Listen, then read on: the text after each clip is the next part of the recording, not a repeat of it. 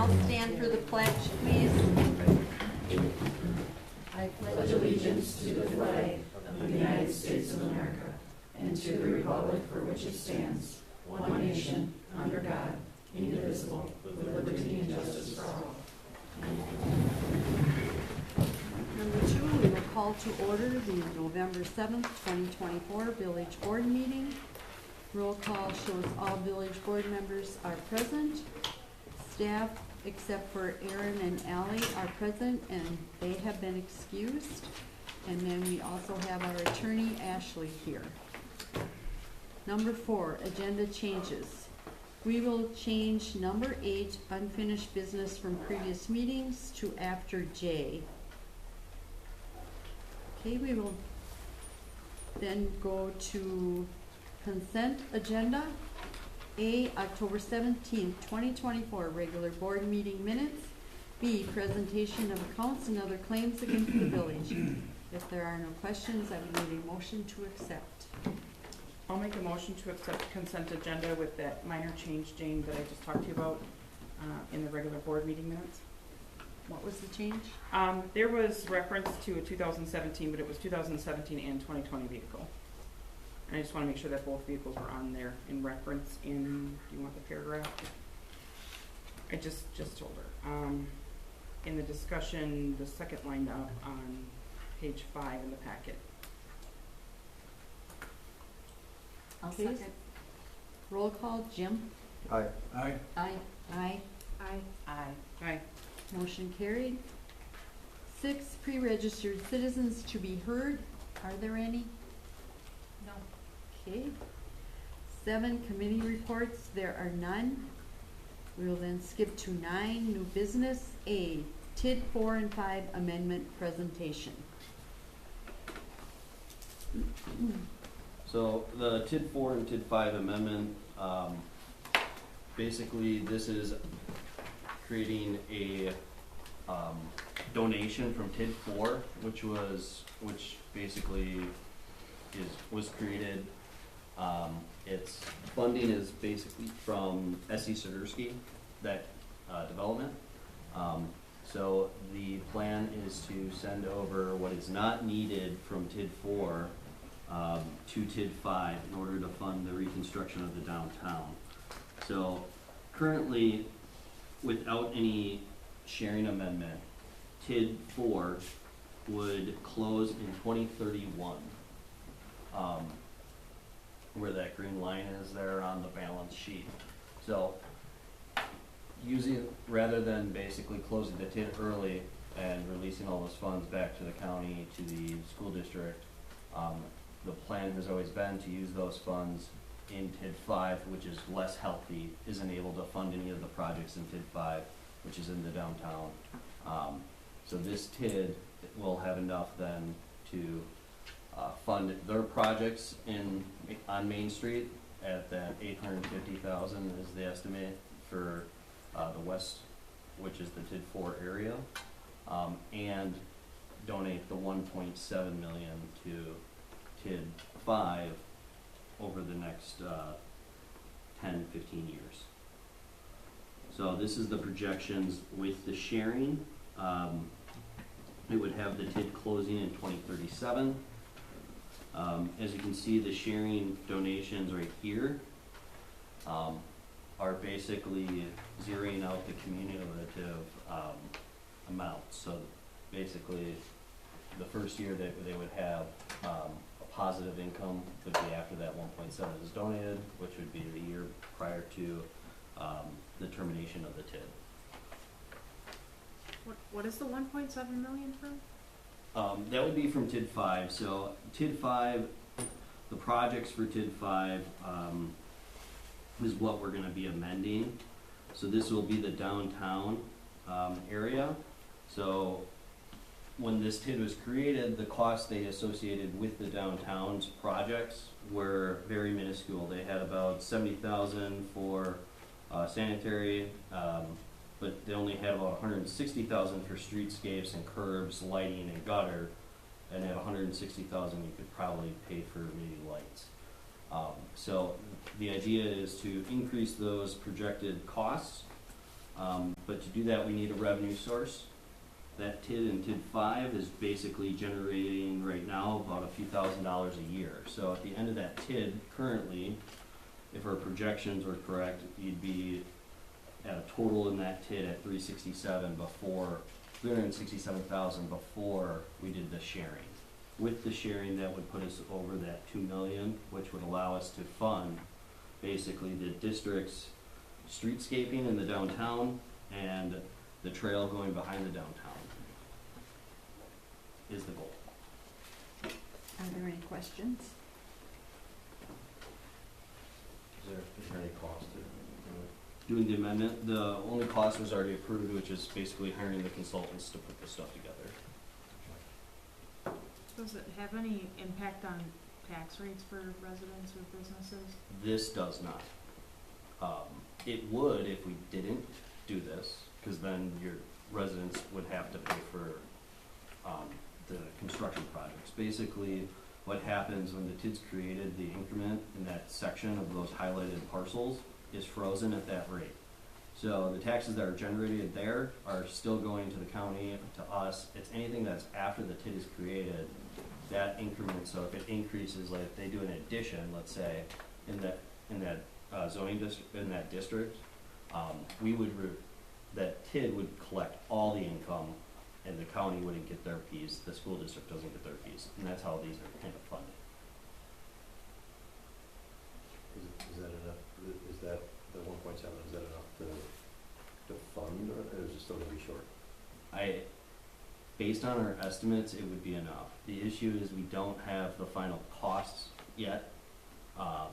That's what we can fund out of TID 4 without having it be really tight. So basically, the financial firm was told to donate whatever they could after the 850 over to TID 5. So anything outside of that is going to have to be funded through potentially CIP or debt. When these were originally created, I remember TID 5 being a receiver. The plan was to receive because it's considered a blight district. Yep. Blighted districts can be receivers of donations from other towns. Mhm. So So it was planned that this would eventually happen. Any other questions?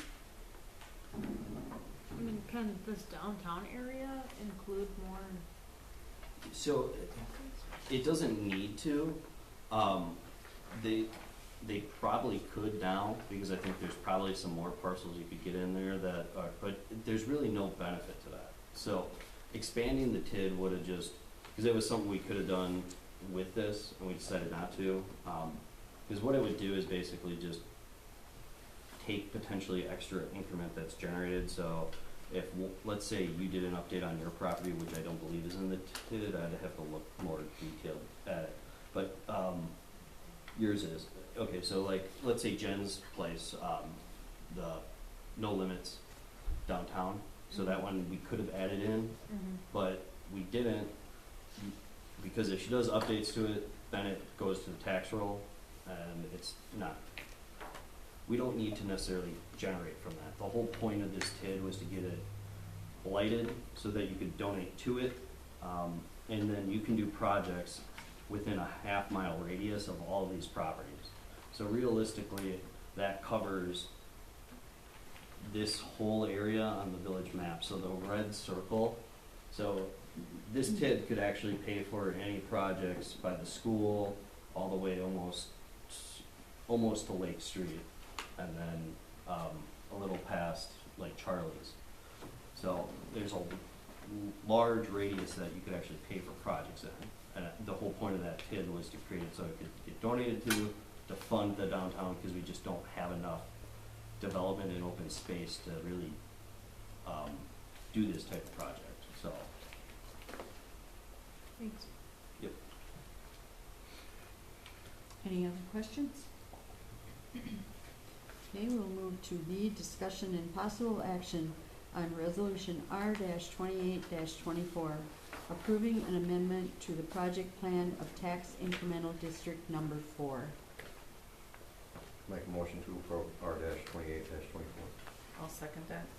Roll call? Aye. Aye. Aye. Aye. Aye. Aye. Motion carried. C, discussion and possible action on resolution R-29-24, approving an amendment to the project plan of tax incremental district number 5. Make a motion to approve R-29-24. I'll second it. Roll call, Jim? Aye. Aye. Aye. Aye. Aye. Aye. Aye. Okay, D, discussion and possible action on resolution R-24-24, final plot for Terrace Manor. So in your packet, you should have the, project specs for the subdivision and the final plat as well. This has been reviewed by our engineering firm. The first iteration came in, we asked them to alter a few different things. One was basically extending out how far the water and sewer, or the stormwater was done. Basically taking the old stormwater pipe that crossed through the property that we put in as a temporary fix from the Grandview construction project, and then altered that location, and then altered the location of the stormwater pond, basically to allow for a little more room from the DOT, because the DOT reviewed, and since we were extending the water and sewer through the property, they needed it to be a little further away for the soils, that they were concerned with our pipes going under their stormwater pond. So they have a stormwater pond, and then there'll be another stormwater pond because they didn't want to share one. So those were some of the discussions. As you'll see in the designs, each of the parcels will have a lateral for stormwater as well as water and sewer. The stormwater will be piped then to the stormwater pond, where it'll sit and drop debris and slowly evaporate and eventually go to the lake, potentially if it overflows. It'll be piped to the lake? Well, so there's a dropout pipe, or there's like a, I don't know what to call it. It's a pipe that basically, it's a drainage pipe. If it overflows, so rather than it overflowing into the land, it has a drain that will go downstream, basically. And then there's also an overflow area. It's a 40-foot emergency spillway that goes directly into the DOT's property. So, I have a couple of questions. Lot 20 and 21, those fully extend, or are there orphan spaces there at the end? That'd be the first one. The two pieces to the top and left. Yeah, that's just, yeah, unfortunately, that's the easement for stormwater is kind of what it's showing.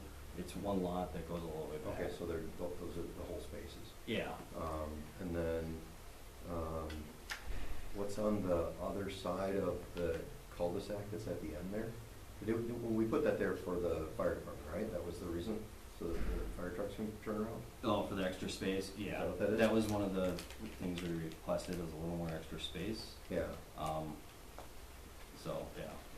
And then but on the, on this would be the north, right? But I don't know the direction here, but, past, 18 and 19, that's a private, that's already developed. Yeah, well, yeah, there's homes back there. Is that, will there be access? No. There won't be any, okay. All right, and then, my last question is, what do we have planned for the outlot? What's the current plan for that? Nothing as of right now. Nothing. And does that belong to the village, or does Yes. that belong to the? So the village will be purchasing it, Okay. minus the land that's used for the stormwater pond. So Okay. at a per acre basis for what he paid for the lot. So he paid for the whole land. We'll subtract out the land that's the stormwater pond, and then whatever's left over, which I think I have estimated at about 3.3 acres. The village will buy it the 27.5 rate per acre. Is that outlot developable space or? It's mostly ledge rock. You're pretty much, I mean, you could still build on it, it's just costly if you're gonna put something that needs to be like homes. Yeah, it needs to go into the ground. Right, under- so like a park could be there, you could put, You know, any- when we talked about tennis courts. or right, something I mean, like you could do whatever, I mean, it could stay an empty field.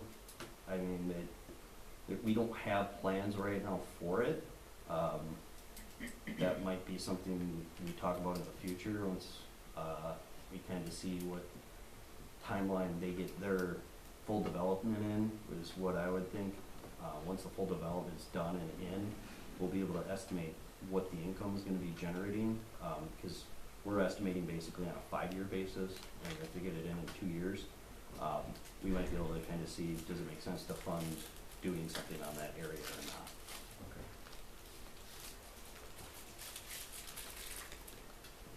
Okay. Any other questions? Otherwise, I would need a motion. I guess I'm curious about like the BLT pond, like how close is it to this? Just gonna look at an aerial map, like. It's pretty close. Their pond's a dry pond, basically, so it's for overflow, so, it's a secondary overflow we had them install, after you remember a few years back when they were building, they had those few overflows that all the mud went into the parking lot of the elementary school. So we requested them to build an expansion on their dry pond so that it had more that it could hold. So that was added in. It's pretty much right at that property line. So like, if you look right there, where it says no deed transferring to the DOT, that's right where the pond is. So there's a little bit of like space between. I don't think I have a measurement of that. I might. And all of that mud and that sand, that was during construction before there was any kind of vegetation Yes. there. I mean, it was still under, I mean, there was a lot of exposed surface. Right. You know, now with vegetation there, that, and the correction of this pond, it's helped significantly.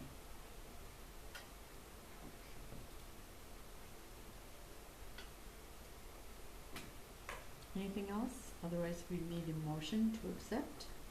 Make a motion to approve R-24-24. I'll second. Roll call. Aye. Aye. Aye. Aye. Aye. Aye. Aye. Motion carried. E, discussion and possible action on resolution R-30-24 for accepting pond and street on Shy Lane. So, after the last meeting, Emils went back in there, or MCC did, fixed the pond, added in, a lot more clay. Basically dug out the old stuff, added in a bunch more clay, and it's holding water now perfectly fine, so the pond is up to standards. And the street's been up to standards, but we were just kind of holding out, from the last meeting just to make sure that pond was done before we approved it, so. Is this one that we talked about with the quick claim deed? No.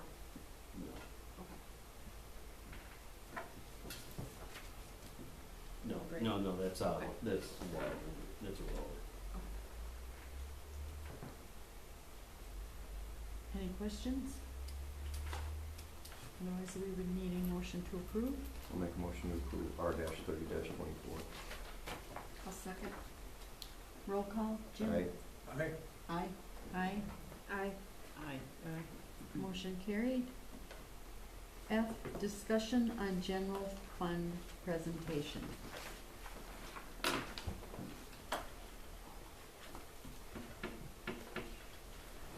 So this is the preliminary look at the general fund. The board is gonna have their final presentation of all the funds, on December 5th, I think is when we're planning on having you guys set that date. You'll be approving that in a little bit here. The general fund is usually something we like to bring to you guys ahead of time, before that final date, just because that's usually where questions come up in. So, if you want, I can walk through each area, or we can answer questions, however you guys wanna do it. Maybe walk through the summary that you did? Yeah, Yeah, maybe that.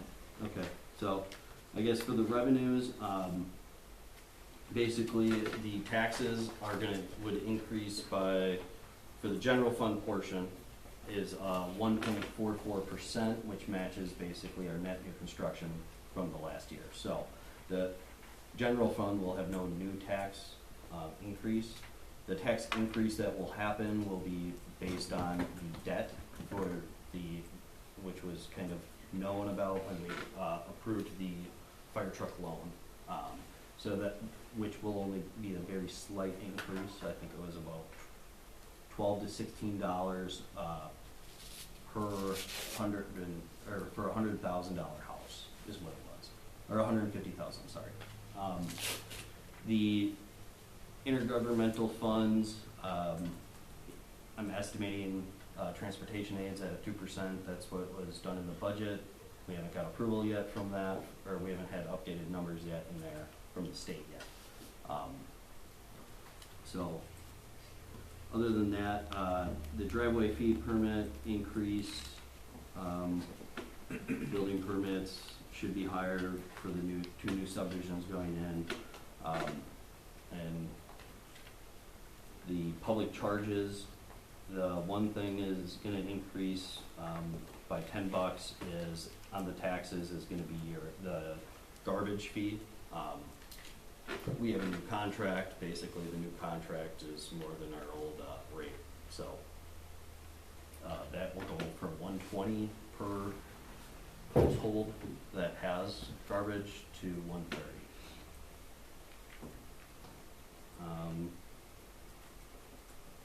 Is there any specific questions in the revenue that anyone had? What's the other financing sources? So that's an area usually for reserve funds to be applied. So the reserve funds that we are planning on using would be about $6,000 for the comprehensive plan, the outdoor rec plan, and then for the recreation program, which would be potentially a new reserve fund based on some of the donations that Sears got this last year. They had a lot of excess, and that is just an estimation of what I think she's wanting for the next year. There's still more, which is something we'll talk about when we go through the reserve fund allocations for 2024 in 2025. So in January, we usually do those reserve fund allocations for the prior year, subtract expenditures from revenues. So there's that, and then typically it's just, I think, what is it, a few other miscellaneous charges usually in there.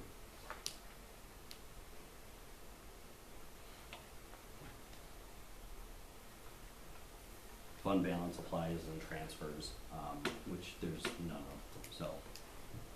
I guess, like, for that line, for other financing sources for 2024, it's $58,500. Yep. For 2025, what is making it be only $89,995? Oh, so basically last year so part of that was we had a decent amount of applying for the comp plan. So every year in our reserve funds, we try to put some money away for the comp plan redo so that we have some funds to help with that levy during the year that the comp plan actually happens. So that was part of it. I'm sure, I think there was about 25,000 or so from the park fees at that time. being applied to pay for the plans for Otto Miller Park to be done. And I think that was about it. I understand.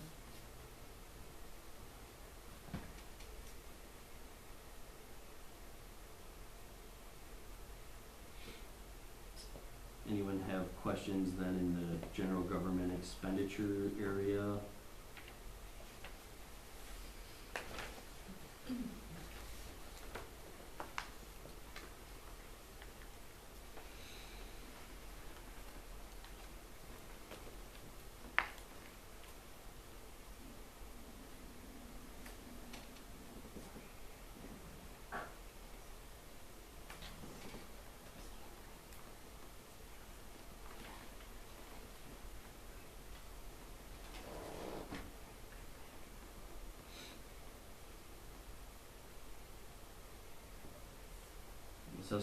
New assessor contract, it starts in 25, that's why that one's increasing a decent amount. The one thing on professional services for current cost overruns on municipal building, that HVAC issue was fixed under 3,000, so that ongoing HVAC issues this year, including one of the systems rusting out, we got our first estimate, which was around 8,000 after I had written this, and then we went back and found some other HVAC companies to come in and give us a quote, and Van Handels came in and at the lowest rate, and it was at 3,000 something. I don't know the final. It was 3,000 something, and so that one will be a little lower when we go to the meeting on the 7th or 5th. Sorry. General payroll increases for staff is at 4% for this year across the board. Health insurance, we are still estimating at 10%. Still haven't. I was supposed to get final numbers this week, is what I was told. Haven't got them yet, so hopefully we'll have those before the final budget. But yeah.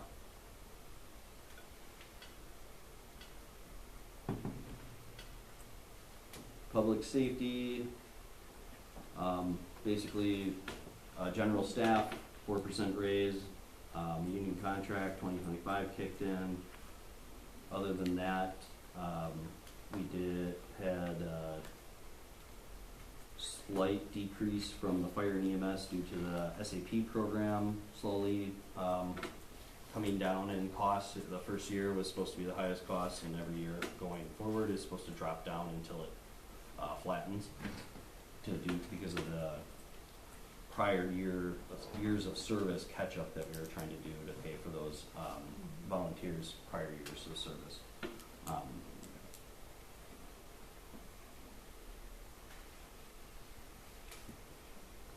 The culture and recreation, where did I skip public works? And health and human services. Okay, Public Works, this one is gonna be probably some of the most changes, because we're trying to start predicting out where some of these payroll numbers are gonna be. Prior to this year, it's been mostly me doing the budget, and then we had a director at his first year's budget. So during that time, we estimated maybe snow, and then basically the rest went into streets for payroll, and we adjusted accordingly during the year. This year, Aaron's taken more of a approach to try to figure out where those funds are gonna actually go within the line items as much as possible within the parks. He's starting to kind of understand what plans are for the next year and trying to estimate those out much more. So, we're also trying to slowly increase the costs that we're spending on storm sewers, and sidewalk to kind of keep up with maintenance. Any questions? Health and Human Services, no substantial changes. It's pretty much just the cemetery and animal control licenses, or animal controls for strays. Culture and recreation for the parks. Some of the increases are for some special events that we are planning for next year. The opening of the Alonzo Park, splash pad and playground, and finishing it off out of Miller Park's design, which has already been approved for this year, but it might leak into next year. So far, we haven't expensed a lot out of that yet, but we did just receive one of the first proposals of design, so some costs might dwindle between now and the end of the year from the $22,500. So that might be altered a little bit. Other than that, Hortonville Rec was pretty much any of the payroll increases are usually always covered now by the revenue that's generated.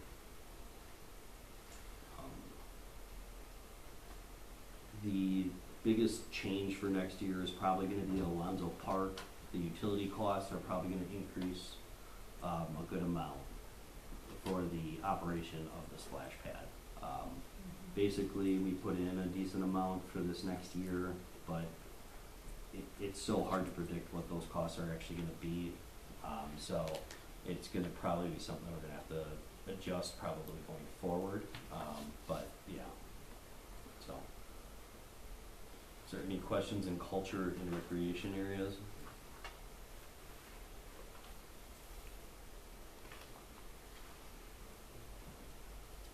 Conservation and development, just outdoor rec plan, and expanding the GIS system is pretty much the main things here.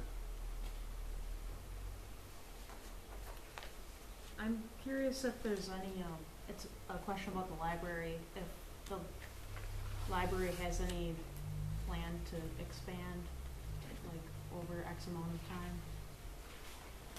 So nothing's been approved. We've talked about it, but it would be a while down the road. So generally at least 5 years or more before they would look at doing something potentially. And even then, it's based on whether or not funding's available. This building doesn't really come off of our debt until 2033.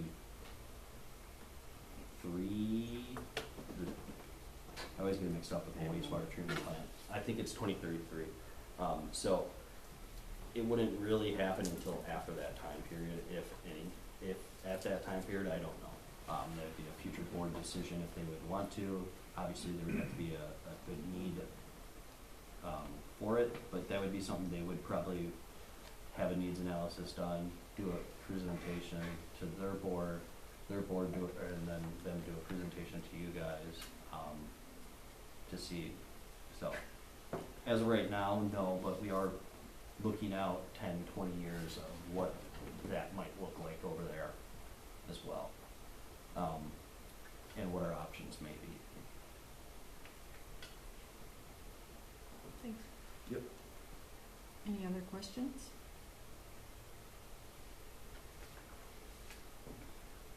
Okay, then we will move on to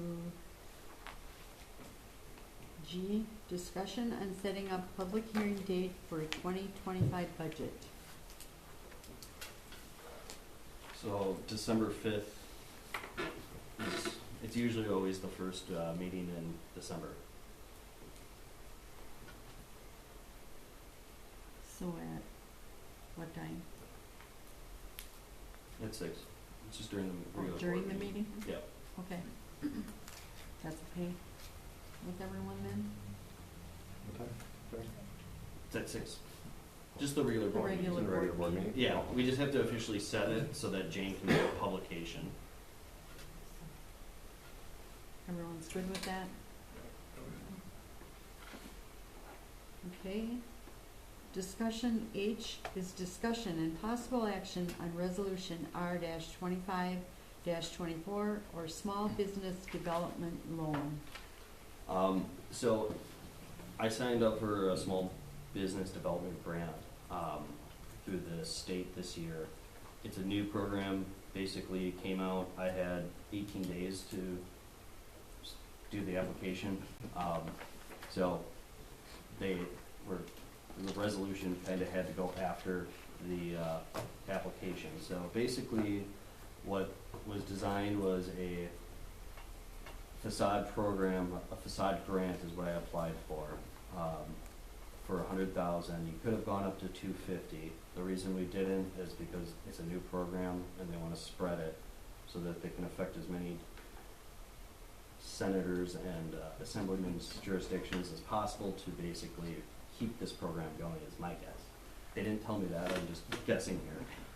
So basically we went for $100,000 and it would be for businesses in the downtown zoning district that would have facade updates. So how it would work is if we were granted the grant, the plan would be we matched 50,000 of the 100 through the TID. Basically, it's listed in TID 5 as one of the expenditures. So TID 5 would match it. That also got us more points in the grant. But it's a grant, so the plan would be, if accepted, then it would be executed by the Economic Development Committee. Also got us more points because of the fact that the Economic Development Committee's makeup is business owners in the area and 2 board members. So we had to plus the chamber also. So that got us more points, and if we got this grant accepted, we'd probably meet with the committee to determine how we want to, what details we want to really, because you're going to probably get a lot of applications. So we want to really have those details worked out of what we're looking for in the application before businesses submit it. Because I have a feeling every single business would submit it in that downtown zoning district. The grant would allow them to do up to $20,000 per facade, street-facing facade, or public-facing facade. So basically, behind most of these businesses have a back facade and a side facade and a front facade if you're on a corner. If you're in between some of the buildings, it's front and back. So I think there's a good criteria that we're looking at, that I've been looking at for trying to decide whose applications would be granted, but that's something that the committee would probably want to create more detail on. I have a question. Yeah. So in the grant application, did you specify downtown zoning district? Yes. Would we want to put that in that resolution? This was the resolution I was given. The wording was given to me from our contract, or from the contract that we did with MSA to help with this. Just so that there's no confusion, you Right. know? And not that I'm trying to say one thing or the other. There's the application. I had to send them a program of which I took our facade program and basically altered it a little bit. And with the information I just kind of told you, that's kind of what was submitted to the state. So you don't need to put downtown? I don't think we need to. They would have put that in there. I think this is just saying that we're committed to the grant if it goes through. They wanted to make sure that they don't grant someone this grant and then they deny it because it doesn't look good for them. Okay. And then they have to try to find the next person in line to basically get it. Well, but we're also agreeing to the 50,000 the matching funds. Is that, I understand, right? That's Yeah, what I mean, that's what we're agreeing to take it plus match the 50,000 in this. right, yeah. Okay. Nathan, if this was approved, this grant, what's the time frame for disbursements and, So- is there a time frame? Yeah, so they want it dispersed within 3 years. So that kind of works. My plan would be we'd probably open it up earlier, but it'd probably take least a half a year or so to kind of make sure that we have the structure of what we want done. For like the look of the program and what we're looking for written in detail. And then after that, the idea would be when downtown's being reconstructed anyway, do your facades then. I know some of the business owners have already talked to me that that's kind of was some of their plans is to kind of update those facades during that year. I know the bowling alley, he talked to me, he said he was thinking about doing some work in the back during that time period. So if it does go through, they would have that option because it would be within that 3 years. There's no limit, they just want to see this fund start being expensed within 3 years. And there's no limit then as to when it has to be used or anything. Not as of now.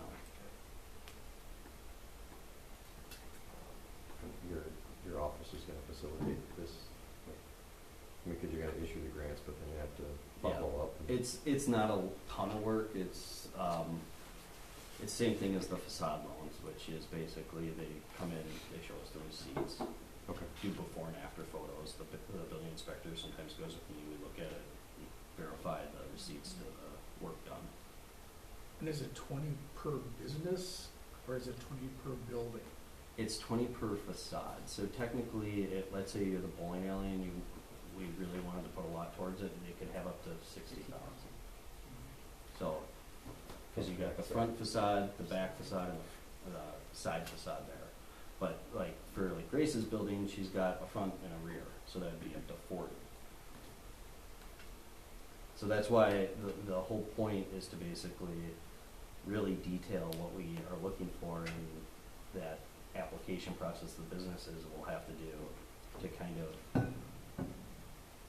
I have a feeling there's gonna be a lot of people wanting something, and it might be where we gotta do some for some, and maybe some need it more than others, and, yeah.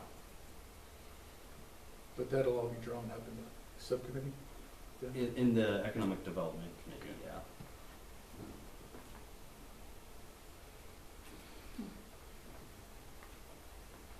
Any other questions? Otherwise, we would need a motion.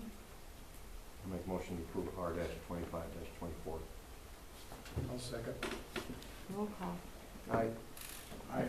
Aye. Aye. Aye. Aye. Motion carried. Okay, we'll go to I, discussion and possible action on VC3 contract. So, this is the updated quote, somewhat quote. Basically, they still have on there the 365 basic and standard, just because of those splits on there. Just because they said once we start, we'll kind of go through and walk through with us to see which ones are actually needed at basic, which ones are needed at standard, and then which ones we can try to do that. There was another one that was $8 per month, which was, I think it's called apps, which would probably be viable for, I think some of the PD and some of the public works guys could probably use the apps one, because I think it gives you desktop versions of Word, Excel, and like the most needed ones, but it doesn't have like these additional apps that we only use a few of, that probably aren't needed. So that's something that would still be revised in the future, but I guess it's a one-time subtotal of $2,800 and $3,200 a month is what it came up to. So, do they go through the water treatment at all? So, And that one's still kind of in the air, but like I said to them, is we really don't have anything done there. okay. And that's kind of what their quote was for. So, we have multiple servers here? We have multiples, in this quote, we have the two village servers to be transferred to the cloud, to be Okay. removed, so that we don't have a physical server. But they have server monitoring and maintenance on here. If you're Yep. gonna remove them, whenever we. Cloud service monitoring and maintenance. it's a lot cheaper than the monitoring and maintenance on the physical servers from the, first quote. Okay.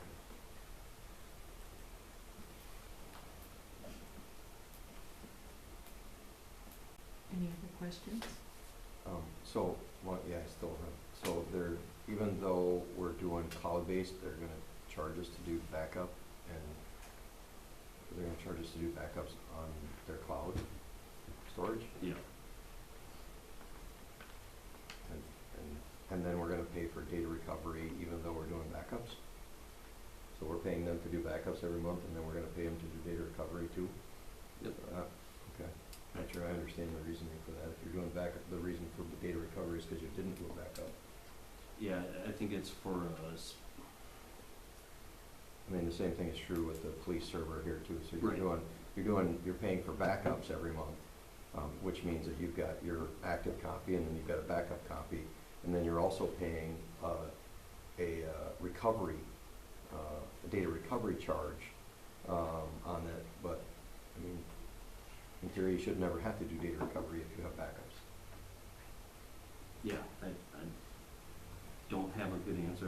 I don't know. I'm not an IT person. I can give you their contact if you want to reach out and ask.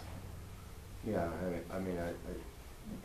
I suspect that it's the description here, the products and services aren't Mhm. very well, aren't a good description of what they're doing because it doesn't make sense. Yeah, I think the old quote had more of the descriptions, which I can quick try to pull up from last meeting here. Is anything time sensitive that we need to decide on this tonight, or could it be pushed to later on?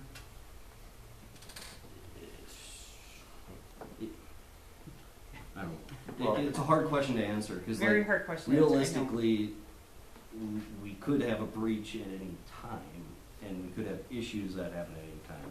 I wouldn't say we're imminent for one, but I But- also wouldn't say that we're 100%.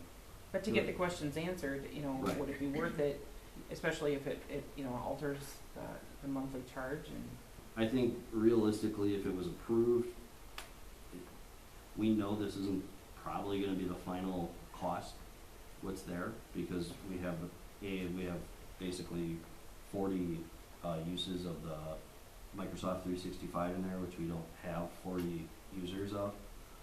So there's a few things that they basically have said, we're gonna have to basically look at when we get in more detail. The issue is they just don't have as much detail as they need from staff, because we just don't have a lot of this stuff written down.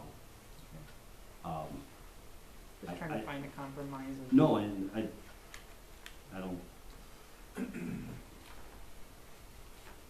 And it's not the biggest piece of it. I just was Right. wondering because I work with computers all day, so Right. and the idea of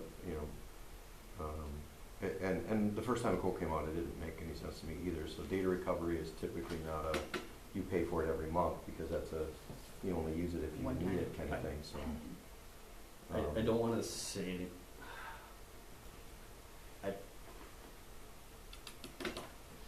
I'm trying to think back to the discussion we had, and I have a feeling that what I think it is, and I wouldn't quote myself on this, but I think she said something that basically the data recovery portion was for an expedited recovery in an emergency, basically, is what it was. And I don't know if that's necessarily for that, or if that was something else that we didn't get put in. So that's why I'm just I don't necessarily know. okay. And if you want, we can wait.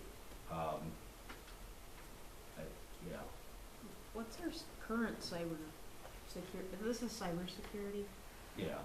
Currently, we outsource basically to corporate network solutions, but the issue is it's always been helmed by myself, the administrator, or our old public works director, Carl. And what we did is basically tried to piece what we could together at the time.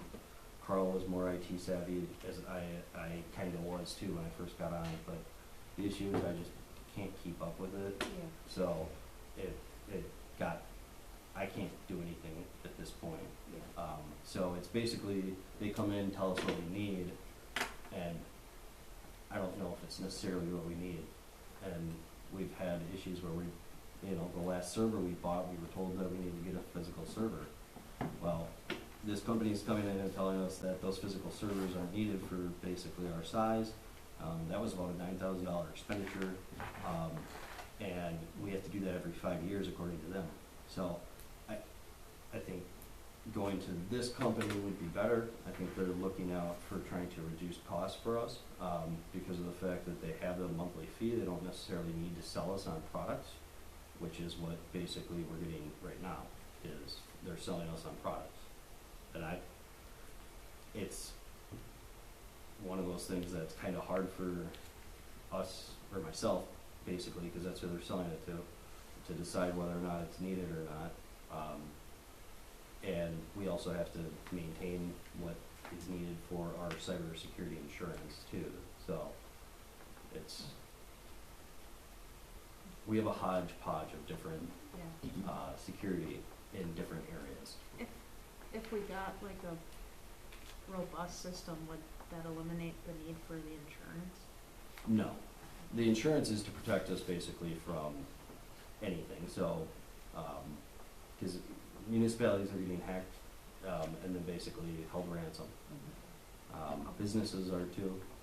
And sometimes it's cheaper for businesses to go out of business than to pay the ransom and potentially then deal with the lawsuits from the customers whose information were stolen. So for someone like a municipality, we can't do that, so the insurance is still needed. So is there anything that we could do tonight to move this forward? I guess, Jim, you have some No, questions. well, Yeah. Yeah, so I mean, I'm okay with moving forward with this, as long as we have an understanding that, before the final contract gets signed, that you know, kind of get a answer as to, can we reduce the, you know, obviously, you know, we've discussed the 365, right, licenses, because, you know, if we only have 27, or they're just pulling a number out of the air, but we're paying for 40 licenses, that's worthless. But, you know, and then the other question, but this is definitely a small dollar amount. It just kind of jumps out at me, because we're paying for web protection, content filtering, cybersecurity, and then you're paying for backups, and then you're paying for data recovery, right? So you're paying for their cloud storage, and then you're paying for backups on the cloud storage, and you're paying per gigabyte, and then you're paying for data recovery. You should never have to pay for data recovery if they're doing the job from the first two. But it's only, the data recovery stuff on here is only $200 a month in comparison to the, you know, the entire bill. So I don't think in my opinion, even, I probably know more about this than most of us sitting here. In my opinion, it's not something from my perspective, that we would hold it up for. But as long as we express that, you know, get some clarification that if there's a service here that we don't need, we could potentially drop it. I don't know how to place that at. I just have one question. So this contract is for a year, or is it, yeah. So what if we decide we don't want to go with them? Then what happens to all of that data? Like, let's say next year we're like, yeah, this really didn't work out. Well, the backed up data is ours. It's ours? Yeah, I mean, regardless, they would have to give it to us. I mean, it's not like they keep it. So. Okay. You know what I mean? Like when it's in a physical server that's physically here, but if it's in the cloud. To approve the DC3 contract not to exceed, now are we going with the monthly, or are we going with the one-time subtotal? Both happen. Both of them? Yeah. Okay, so not to exceed the monthly subtotal of 3204.23 and the one-time subtotal of 2834.23. I'll second that. Roll call, Jim? Aye. Aye. Aye. Aye. Aye. Motion carried. J, discussion and possible action on IR's amended contract. Engineering of alley 2, parking lot, stormwater, and trail. So this is for the area behind downtown, for the section between Nash Street and kind of towards the end of the space back there. It's gosh,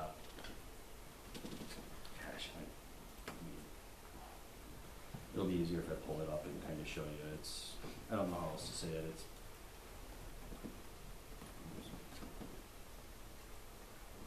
because it's just basically the parking lot area.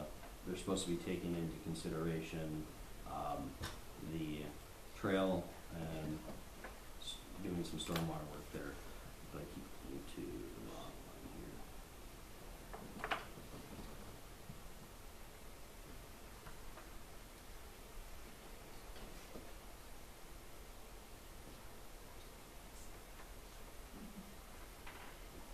Sure, it's probably in the contract, sorry. So it's basically just in this section from here over here.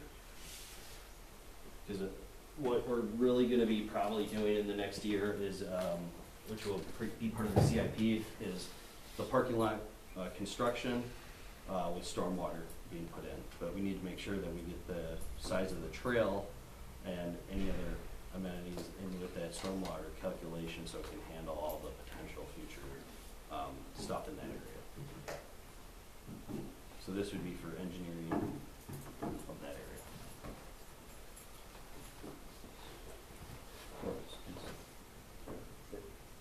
We're just putting concrete down, right?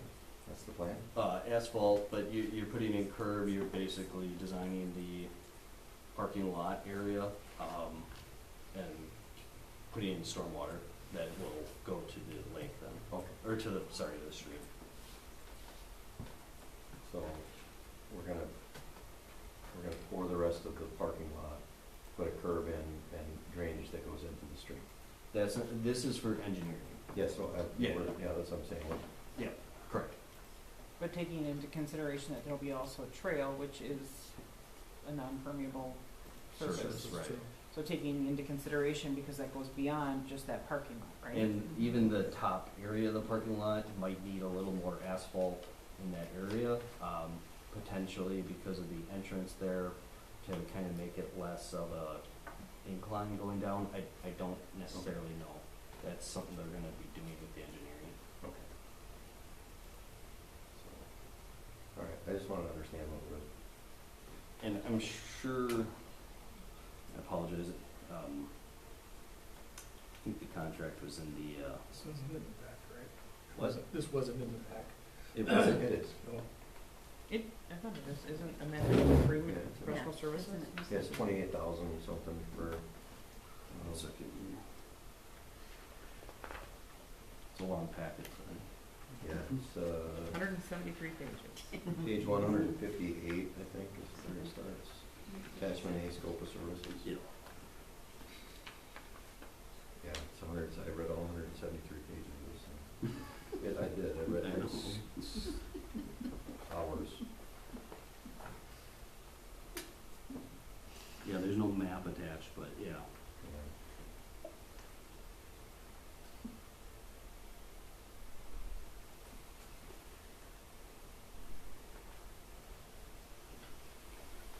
So, it's basically $28,000 for them to tell us where you have to put in more fill and how it has to be graded so that way the drainage works properly.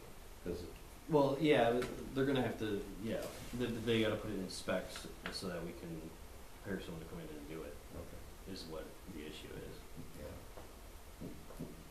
To make sure it drains correctly, because they might need to alter that the parking lot that's there now, or the asphalt that's there now to have it all drain to the right drainage. yeah. So, there's gonna be a little more work than just like filling in the area that's gravel, Yeah, so. okay, I mean, Yeah, it definitely does flood behind the Yeah. police station.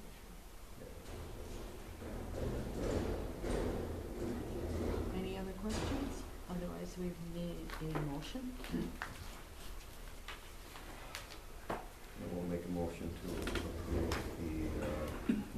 the errors under the contract for alleyway number 2 engineering is presented. Second. Roll call, Jim. Aye. All right. Aye. Aye. Aye. Aye. Aye. Motion carried. Okay, we will now go to 8, unfinished business from previous meetings. A, discussion and possible action on police truck.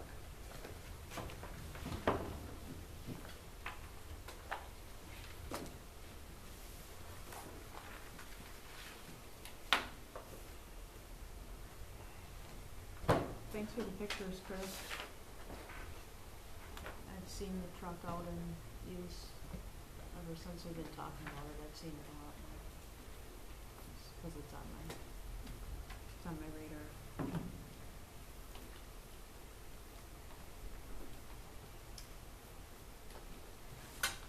So, I didn't get a chance to talk to a lot of people, but no, I didn't find anybody that agreed that we should be increasing our fleet, based on the fact that, the bypass is now open and traffic goes around the village now. Most of the people that I know have the belief that from their anecdotal observations that the traffic is reduced in town, and that I know we've had the discussion before that a large portion of what the police department does is related to traffic monitoring and control. So I understand that we're not talking about a lot of money for the truck. I did some lookups on the value of the truck, and I got numbers that were $27,000 to $38,000 for the value of a private sale for that vehicle.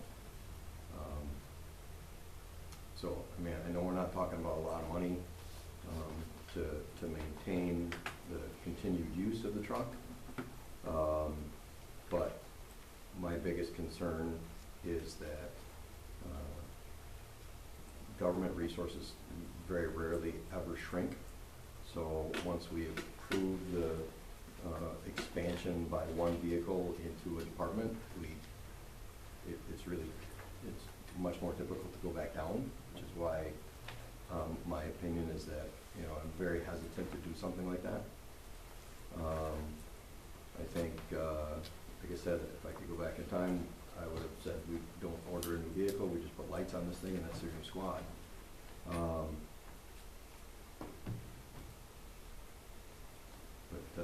And I think that moving forward, the resource management probably needs to be looked at a little closer, so that way the vehicle that's being traded in isn't the one with almost the least amount of miles out of all the vehicles.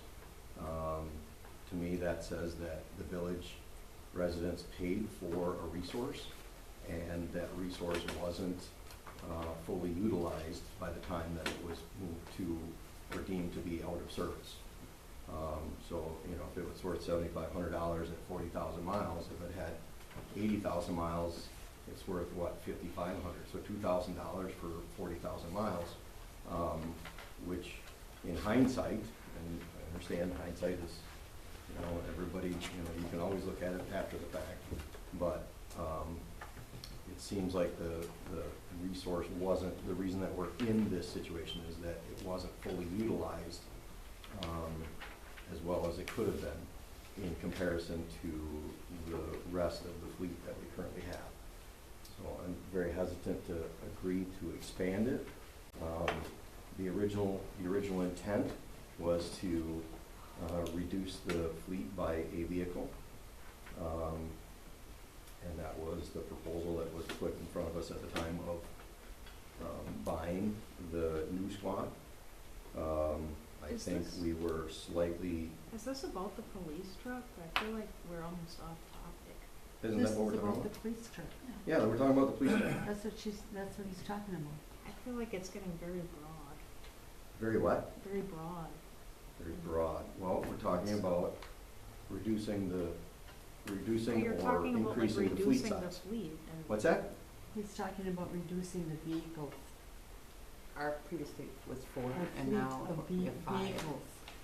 police vehicles. Well, but Because when you buy a new one, the then line you item get rid of says- an old one. The line item says discussion and possible action on police trucks. Yes. Correct. Didn't know we were going into the whole. We asked last whole time to breakdown table of the this police from the last meeting and bring it back up, because we were handed this at the meeting and didn't have time to look at it. So we wanted to study it more, and that's why we're bringing it back tonight. I just want to bring it up that since our last meeting, we had several incidents where we could have used a fifth vehicle. So we had elections on Tuesday. I was not able to go out and assist the officers for anything that they needed because we had an SRO over in the Greenville area. We had an SRO at the high school. We had an officer that was working from 8 o'clock in the morning until 8 o'clock at night, patrolling, and then we had our daytime on because we didn't know what the elections were going to do. So that took up all 4 officers, and I was stuck in the office doing, just monitoring the cameras. So I was not able to go out and assist the officers if the officers needed help. Then we had an officer that was required to go to a court hearing 2 days in a row. We ended up paying him travel time from his home up in the northern part of Outagamie County to travel to court on both days because he wanted to come to work to grab a squad, and then he could travel from, because we would have had to pay him to travel to here and then take a squad there, but unfortunately we didn't have a squad for him to do that. So then we had to pay him $35 for 2 days to travel to court. So there's quite a few times that we've had to, those are 2 incidents that I can think of at this time that we had to, that we could have used the 5 squads. The pickup truck was useful. We had a training event. We would have had to use somebody's personal vehicle in order to do the training event because we had fight in and around squad car, or around a squad. You can't do it with another squad car. It's not realistic because the squad car, the pickup truck, is a useful tool to be able to do that in a training. We also had trunk or treat. Trunk or treat, we had to carry a generator. It was from 6 o'clock at night until 8 o'clock at night. DPW is not around to haul the generator that's full of gas, and to put a gas generator in the back of an SUV is not ideal to do that. I have an SUV in my personal vehicle. I don't think I'm going to be able to haul that, and to have the DPW to come on their day off or their time off at night to haul that, that's not recommended either, unless we're going to pay them to come in on their time off to do that. So it's useful to have the pickup truck to do that. And I had that pickup truck filled. I sent you pictures of that. And that pickup truck was stuffed full for that event. Trick-or-treating is another event. That was on a Sunday. So I get everything ready for them on Thursday so that they can get like the barricades down and everything else. And then on Sunday, I load my truck full of cones and stuff like that to have extra cones in case I need them. I mean, I meet with the DPW on Thursday. I go over the list. I give them a map and I say, we need cones here, here, and here, and I explain to them where I need them. But sometimes when I get here on Sunday, the cones or the barricades aren't exactly where I need them. So that was the case on Sunday. So I was scrambling to move barricades around, and I can't put those in an SUV. So I was putting them on the truck, and I was moving barricades right before the parade. Again, that's not something that I can do with an SUV. I mean, we can have the DPW come in on Sunday afternoons and pay them overtime, and they would have to be here for every special event to be able to do the different special events. And they're going to have to if you take away the truck. Do you have garage space for 5 vehicles? Well, we talked to Nathan, and Nathan said that we would be able to put one in the other garage. I mean, it's just a temporary thing. When we run out of you know, when we decide that it's nickeling and diming us to death, we could potentially get rid of it. So I got a question. The photos that, so when you're saying you sent photos, I know you sent me photos, but you just send the whole board Mhm. photo the I same? did. Okay, so then you just didn't send me that other email? So you sent me photos. I Yep. looked on that, but so Yep. then were there different photos that you sent? Nope, I sent them all the same ones saying I sent these photos out to Julie. All right.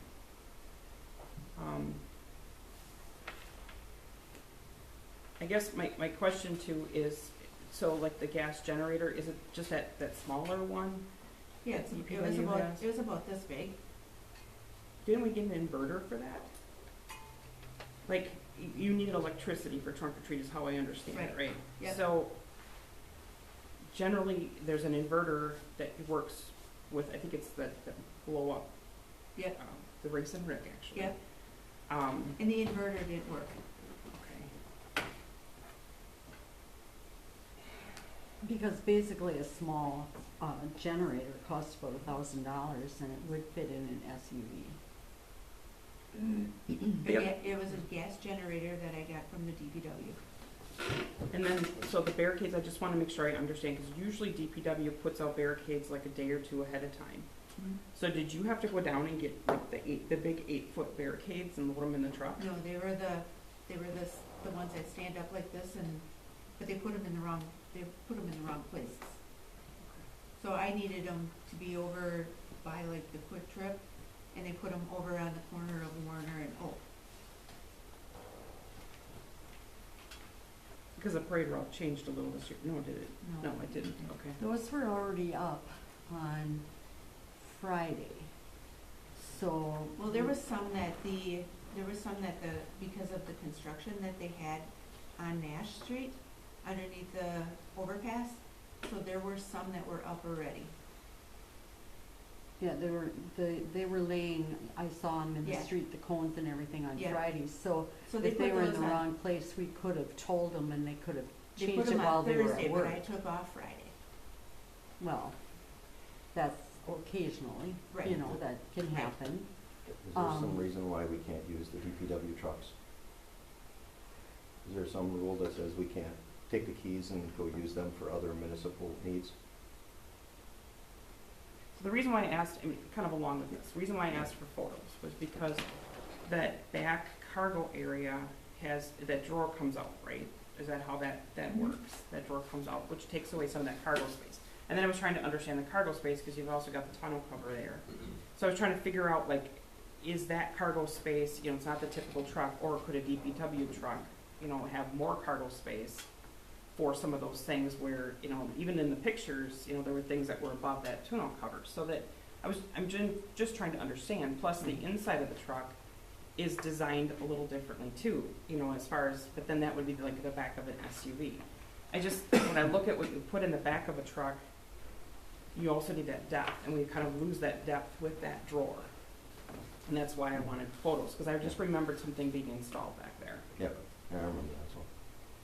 Yeah, so, is there some reason we can't use them? No, I mean, you can- they locked up and we can't use them for other uses without having a DPW person? Well, DPW works the weekends, but they just work the mornings. Yeah. Yeah, we have an on-call person that's always available. Did we get the estimates for both vehicles, just I to haven't had see? time. Didn't have time. I'm so busy with open records requests and everything else that's going on. So originally, this was something new, was the truck, was something new. And we were sold on the idea that it was going to be handed down to DPW, which isn't going to happen, didn't happen, is not going to happen. And in 4 years, the truck has less than 9,000 miles on it. It's in got use. more than 9,000 miles on it now. You got more than 9 now. But when the last time we met, it was 8,900. So in 4 years. I mean, like you said, hindsight, we would never get the truck. I mean, if you told us all at the time when we bought the truck, it's not gonna get passed down to the DPW, you're only gonna use it for, you know, some special events and a few things here and there, we probably never would have approved the truck in the first place. I know I wouldn't have. No, and I was on the board that approved it. Yeah, I was here. And it was I the, was too. and it was the idea that we were gonna, it eventually was gonna be a DPW truck. That's why we didn't put marks on it. You know, and now if it's out there for special events and things, or even in a parade, you know, no one can see. I mean, we know that it's a truck. We know it's a police truck. You know it's a police truck. But the general public, in a parade, the fact that it's got red and blue lights is the only thing that gives that away. Or even special events like Christmas lights or whatever, you know, there's nothing there that says Hortonville. And it was purposely not marked. Mhm. But that whole plan changed. So if we trade it in, or I shouldn't even use the word trade in, because trade in is not the right wording to use. Sell outright? If we sell outright an older vehicle with higher mileage, where does that money go? Does that go back into CIP? General Actually, I fund. shouldn't even I should clarify. Regardless of what vehicle we sell, if we choose to sell one, does that money, because we spent CIP money to buy the replacement, does this money go back into CIP? Normally, it just goes into the general fund. And had we You known can apply it to reserve funds if you want. reserve funds, so had we known when we ordered the new squad where we were at with mileage and where we were at with vehicles, I probably would have opted to take a pass at buying the new squad that year. To be honest with you, to keep the CIP funds in the CIP funds and tabling that. So that's where I struggle with this, because I feel like we took money out of CIP to purchase a new vehicle, but if that new vehicle wasn't needed, you know, what do we do now? Do we try and, what's the best of the worst here? Because getting rid of a new truck with low miles, is that cost effective, or getting rid of a higher mileage but still very viable vehicle that has a little different function? They both have different functions, and this is where I struggle with this. And I was really hoping we'd maybe look at maybe getting a second set of values just to see, is this really, and I get it. We can look online and we can say, but the truck itself on the inside, you saw the pictures, the back seat's a little wonky and it's different. Mhm. But we took money out of CIP, which takes money out of projects and things that we, long-term planning. And had I known where, and you know what, hindsight is 20/20. I wish we would have asked a little bit more or researched this before buying a new squad. But I was told that I can't buy another vehicle because of the downtown projects for the next 2 years. It would have stayed in CIP for a possible purchasing it maybe a year or two later. It's just that we took it out of that CIP, and now here we have this extra vehicle. And now what do we do, you know? Right, so, but I won't be able to buy another vehicle for like 27, 28. So how do you put the money into the CIP? So basically, it depends. So like this year, we know what the tax rate, to try to keep the tax rate as level as possible, gives us our amount. Then it's based on need. So basically, that we're doing a 1-year one, trying to prep for the downtown, which is why the parking lot behind the downtown is trying to get done this next year. And then it's, you know, certain equipment that needs to happen during certain times because of the project. And then whatever project we could try to fit for road reconstruction and or depending on the year. So like this next year, it's gonna just be a mill and overlay on John Street, which needs to get done. So that's usually what it is. And then if we're looking out a bunch of years, so like the next 5 years, we got a lot in the CIP in the next 3 years dedicated to Main Street because of the cost. We don't know what it's gonna be. So, and I think actually in that Main Street reconstruction 3-year, I think there's room for 2 squads is what I have listed in that as of right now. But yeah, and we take the loan out basically the first time in that 3-year stretch. So So you're talking 2027? Yeah, I mean, if you wanted to, typically, so how we would do this if it was today and it was a year from now, I would say, yeah, we're not gonna expense probably the PDs in the first year, even though we'd have the money to potentially do it, because of the fact that you wanna, well, we'll probably have a better estimate of what the cost of Main Street's gonna be before that time, so that might also influence it. So it could be 26, could be 27, could be 28.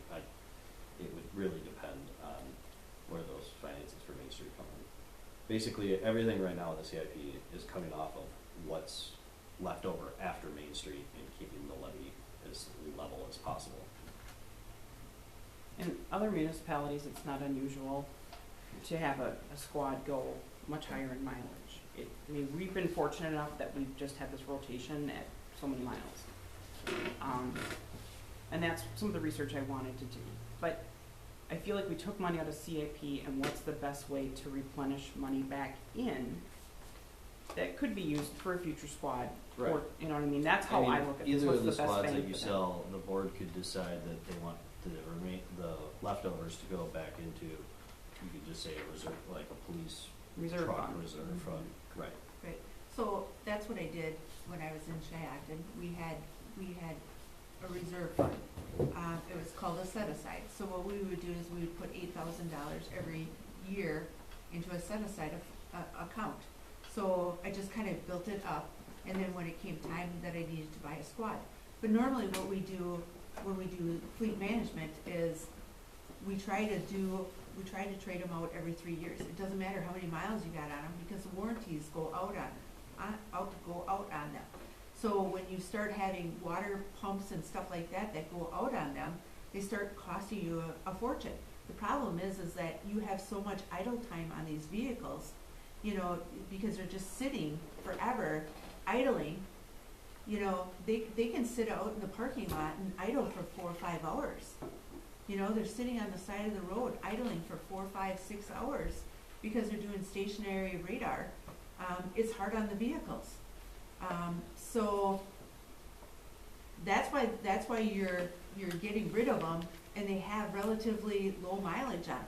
Your deputies that have, you know, that are working for your different counties that have, like Wapaka County or Iron County or any of your bigger counties, they have the high miles because they're running from one end of the county to the other constantly. So, But refresh us, what do the two newest squads have on for mileage? The other squads have on for mileage? they have 51 and 44, Okay, and that's, what year? 21 and 22. Okay, and then the oldest squad is, 17 or 19? 17 or 14? 17. Okay, so you have, the newer squads have, 50% more miles than the older squad. And that would be my point, is that when I look at that, I say, okay, you know, I don't think they should all have the same miles all the time, because I agree, they all break down at once, and that's a really bad way to go about it.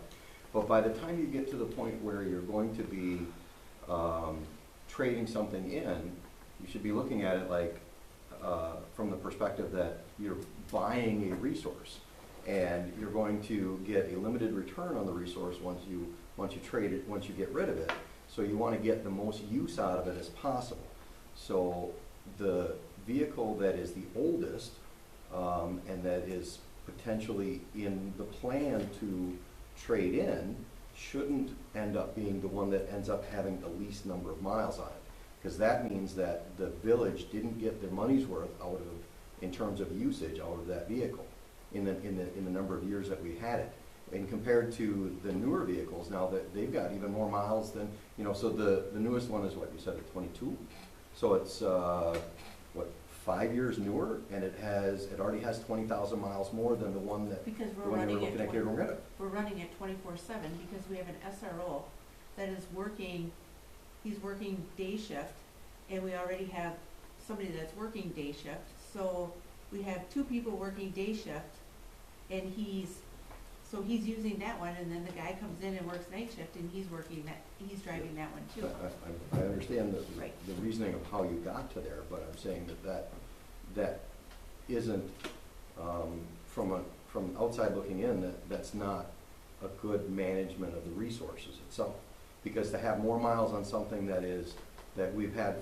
have less miles on something that we've had for 7 years, 8 years, almost 8 years, 7 years, So we've got something for 7 years, and we have something that we've had for 2 years, and the thing that we've had for 2 years has 50% more mileage than the one that we had for 7 years now. And then to get rid of the 7, when it comes time to get But rid the of problem, them, but the it should problem, be. Jim, is that Brian Barr's he's got the black car that's got the 40,000 miles on it, okay? Yes, I understand. He's got the computer pulled out of that one, okay? So there's no computer in there.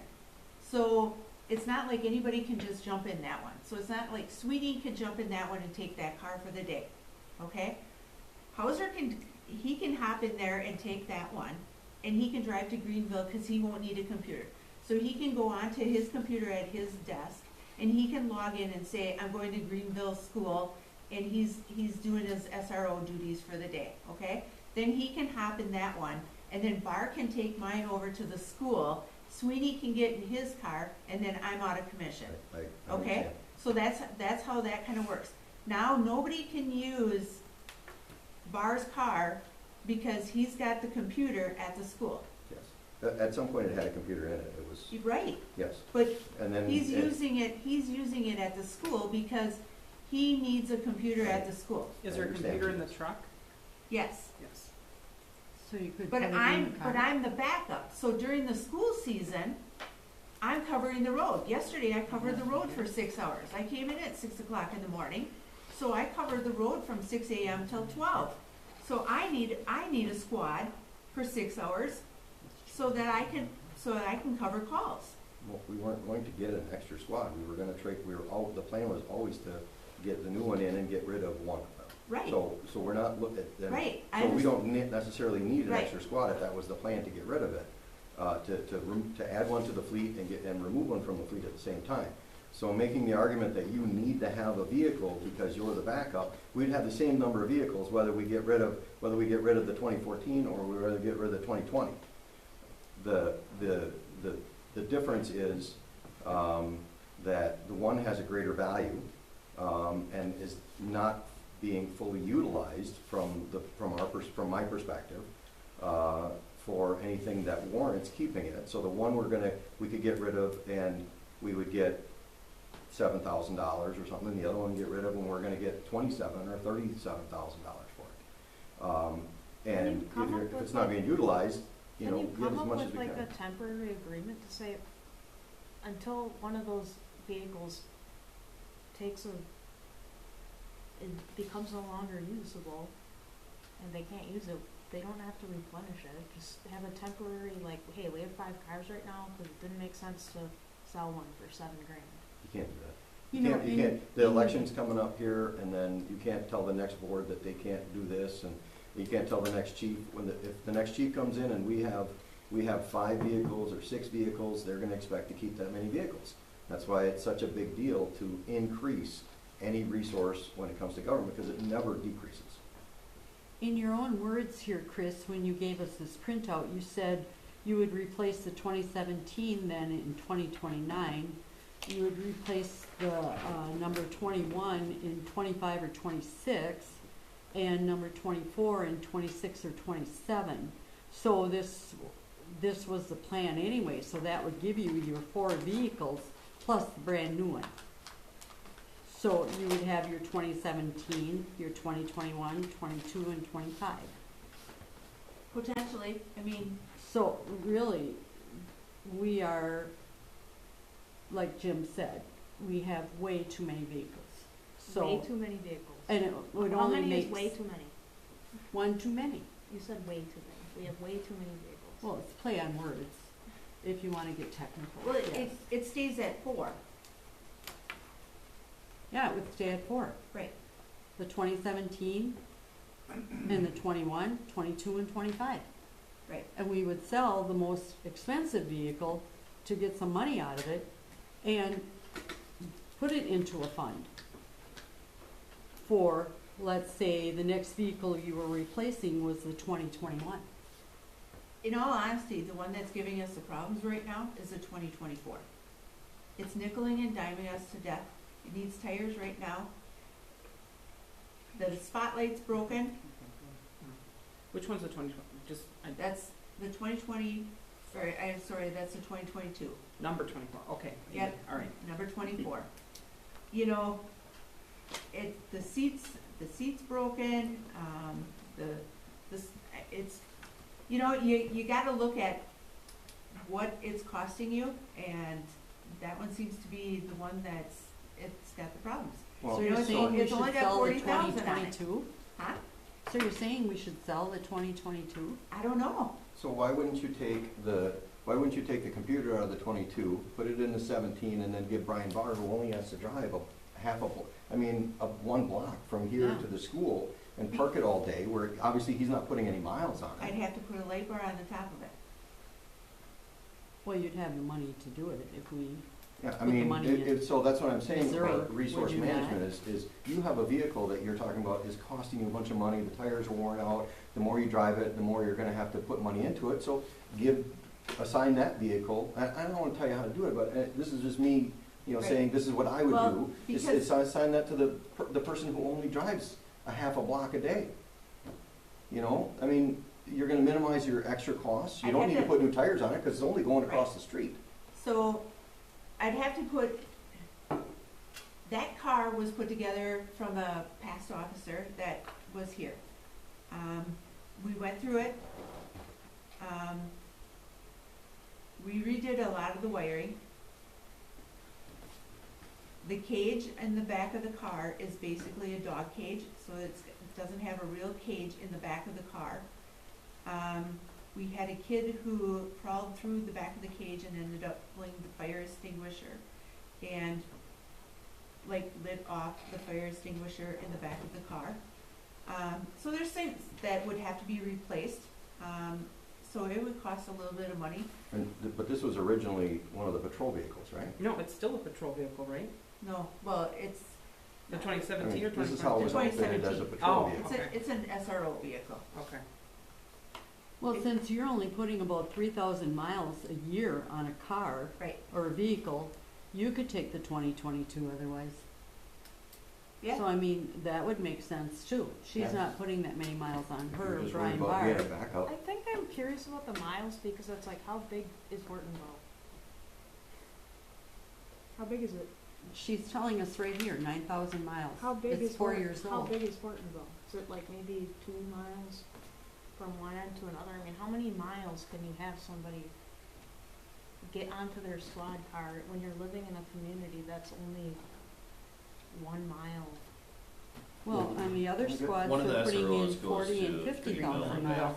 And you got So a what are you vehicle that's saying? 2 years old that, I I think mean, we've had for it 2 just years, sounds got like 50 there's so some much thousand, concern 50, about 60,000 low miles. mileage, or mileage is indicating use, or how resourceful the vehicle has been, and I'm sure that they're using their resources. I mean, they're not in Appleton where they would drive 25 That's why she square could miles. use the 2022 because she doesn't put a lot of miles on it. I'm That's what just I was hearing, saying. I'm just hearing how resources are being talked about as like, oh, there's not enough miles on this, and it's like, well, they're in a smaller community. We're not No, it's saying not there's that not there's enough enough miles. miles. We're not saying that. The usage What we're compared saying from is one to the next. Right? We are How much going can to the get rid of a usage be? vehicle that we can get the most money for because it only has 9,000 miles on it. That's what we're saying. We're looking at what vehicle could we get the most money for?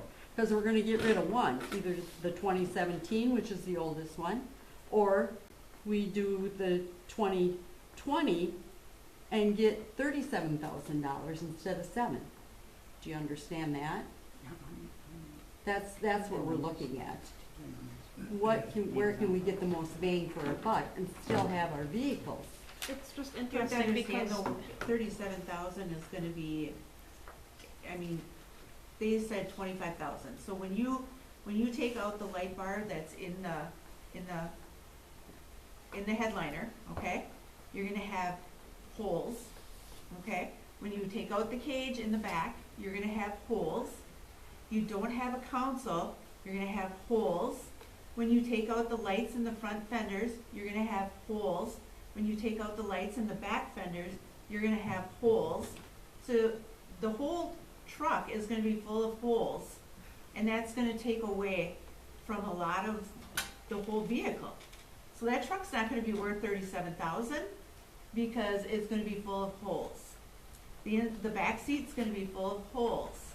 The floorboards are gonna be full of holes, because that whole cage has been bolted to the ceiling of the truck, the sides of the truck, and the floor of the truck. So, if you think you're gonna get $37,000 for it, believe me, All World took in consideration that all those holes have been drilled into that truck, and that you're not gonna get $37,000. So when they said 25,000, they said 25,000, and they took that into consideration. Do these types of trucks appear, like, I think of sometimes the Public Works, we look on like the surplus sites, like the government types of things. Have we looked at any kind of history of sales of, I mean, I think of different municipalities that maybe have like logging kind of roads, or they're in the northern part of the state. I mean, I myself have been caught on a logging road with a regular vehicle. I'm sure that their law enforcement has more of a, the trucks and things. I'd like to know what we could, that was why I was looking for another set of like estimates. What is the true value? Because we don't know. We don't know. And again, my biggest concern with this whole thing is we spent money out of the CIP to buy new. We probably could have taken a pass this time and just even delayed that a year. And now, looking back, what can we do? What's the best bang to get money back in that CIP for a lot of the projects we have coming up, or reserve for a vehicle if we need one sooner than what's scheduled? So, And the Department of quick search gives you value of a 2024 F-150 police responder.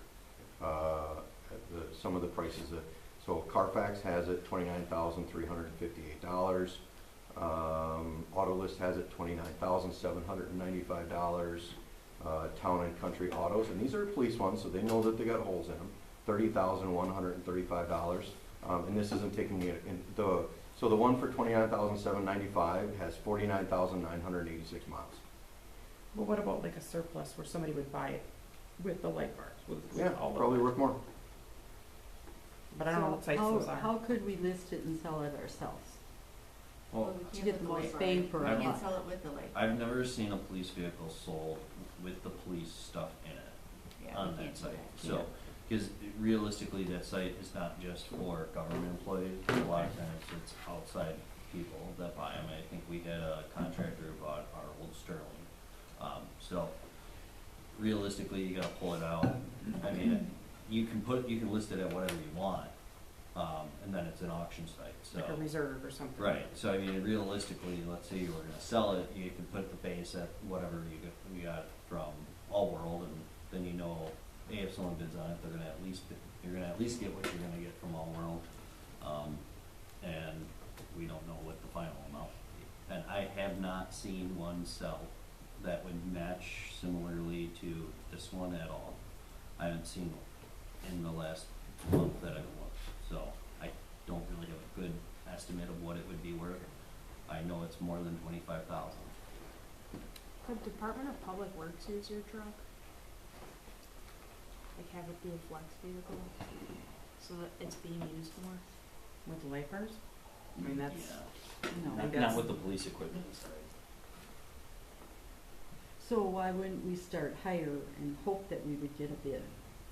I mean, you could. I mean, why would we just say, okay, 'cause All World said this, we're Well, gonna do 25? I'm just saying, you could at least, what I'm saying is, you don't have to, like, on the bidding site, you don't have to start from zero. That's what I'm getting at, that you're not putting it on there and getting less than what you were gonna get from All World. It does not seem smart to eliminate a resource right now. With what she shared about one of the vehicles giving her a little bit of issues, but like, I mean, weather's not becoming more stable. It's not like the worst thing to have a truck in the community. It's already paid for. I get the hindsight concern, but we cannot go back in time. I agree that maybe the SUV didn't need to be ordered last year, but at the time, I'm just trying to find the best corrective action to replace money back, either in a reserve or something back for resources, well, how did this even come up? I mean, it's like, this came up a month ago, who brought this up? I think we have to approve the sale of the old vehicle, that's how it came out. And a lot of times historically, the sale of the vehicle has gone to DPW or admin. Like, doesn't admin have an old police squad? Yeah, we've bought two so far. And then DPW has one, Well, no? admin bought two. We used two for a while. When our new director came on, he doesn't use it, so we sent it down to the guys at the shop and they use it. So it's Yeah. Public Works uses one, and then me and the director share the other one. And we just don't have that use right now in another department. We don't have the need for another vehicle in another department. Yeah. So like the $7,500 is what I was trying to get at, because that's, we've always kind of looked at that and gone, wow, that's really not a lot of money. Why don't we just keep it internally, but have another department purchase it? Mhm. That's how I remember these. Yeah. And I mean- I didn't pick to have a pickup truck. No, it was The- really The picked. administrator before Yeah, it was. before Nathan is the one that told me I had to have a pickup truck. And he's the one that said that, you know, basically, I think that's because the plan was it was gonna go it to was them. gonna go to but- him, well, it was gonna go to him. But at It was the gonna end, go to him, at the end of the day, that's not what Right. happened, so. Yeah, and that's not what happened, so I was basically stuck with a pickup truck. yeah. It was not my idea to have a pickup truck. I think for a community that's growing and people moving here, like the meeting before this where the gentleman thought, well, I mean, maybe he did not have all the information, but he thought that we would need more police officers and firemen. I mean, this community will continue to grow. It's a resource, it's an asset. People know who I am, everybody waves at me in the pickup truck. I mean, I guess if you need to sell the SUV for $7,500 to maintain that there's strictly 4 vehicles, then if the truck is more viable, I mean, have we ever, so the truck's never been in a rotation with regular, like with the officers or a schedule or anything like that? I mean, It that- has been, John's been driving it the last 2 days. So here and there, they're driving it. But for the most part, it really hasn't been part of like that regular day-to-day. Not regularly, but, you know, here and there, because it just tends to be easier when, depending upon how their schedule is, because I don't like somebody having to, like, hop out of one squad to get into the next squad. Does that make sense? Like, when, like, for instance, John does court, so he works until 8 o'clock, but then there's a guy that comes in at 6 o'clock. So it doesn't make sense for him to be in 24 until 8 o'clock when somebody needs to be in 24 at 6 o'clock. So then he just takes the truck for his shift. And then if I need to back up, I take whatever's there. Well, Jane just had an idea while you were saying this, that if you're having so much trouble with the 2022, why don't we sell that one? I said, Jim, look up the 2022, rather than stick money into it. And then put the truck Put the into truck rotation. There's a lot of guys who don't like to You know what drive I the mean? truck though. Well, then we should Into get rid of the truck rotation. if they don't like driving the truck. They Mm. drive I mean, that's trucks pretty simple. If they personally. don't wanna drive trucks, we Well, should never there's give a them. couple of them that'll drive it, but there's some of them that just don't like to But then drive it should That's also it. be marked. We should not have an unmarked squad that the officers are driving, if it goes into rotation. All the Or 2022s even that I not. see are, Yeah. they're much more And- miles And that than sort of what we thing, I have. mean, it just, Like yeah. I 7,000 know why miles, those marked. but they had, like, 29,000 with 7,000 miles. So there's one with 45, they were asking 26, these are for sale, I mean, they're Well, at if different they're, car okay, lots. so 45,000, that's roughly, we've got 40 roughly on this one. Mm-hmm. And they were going 26,000, is that what you said? I mean, that's Well, equivalent there's to one a that, truck. the asking price is 26,000, it's got 45,000 miles on it, it's a 2022 Ford Explorer Police Interceptor. I mean, that's equivalent to a truck trade-in or sell or whatever, really. I really feel strongly about getting the values of these. Yeah. You know, and like, I've got this one here, or from whatever, overall, the 2017, I don't have that. But that's why, so we can look at that information and know that just taking one dealership's word for it, I just don't feel that that's, Right. I agree. I don't wanna drag it out, but I also know that I don't feel comfortable without all of the information. So, I mean, so there's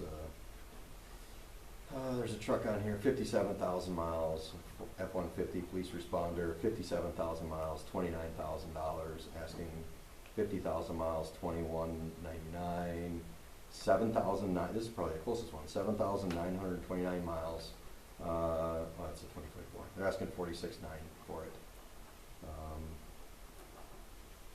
Yeah, I mean, it's, in a couple of years, it's gonna be worth significantly less, but.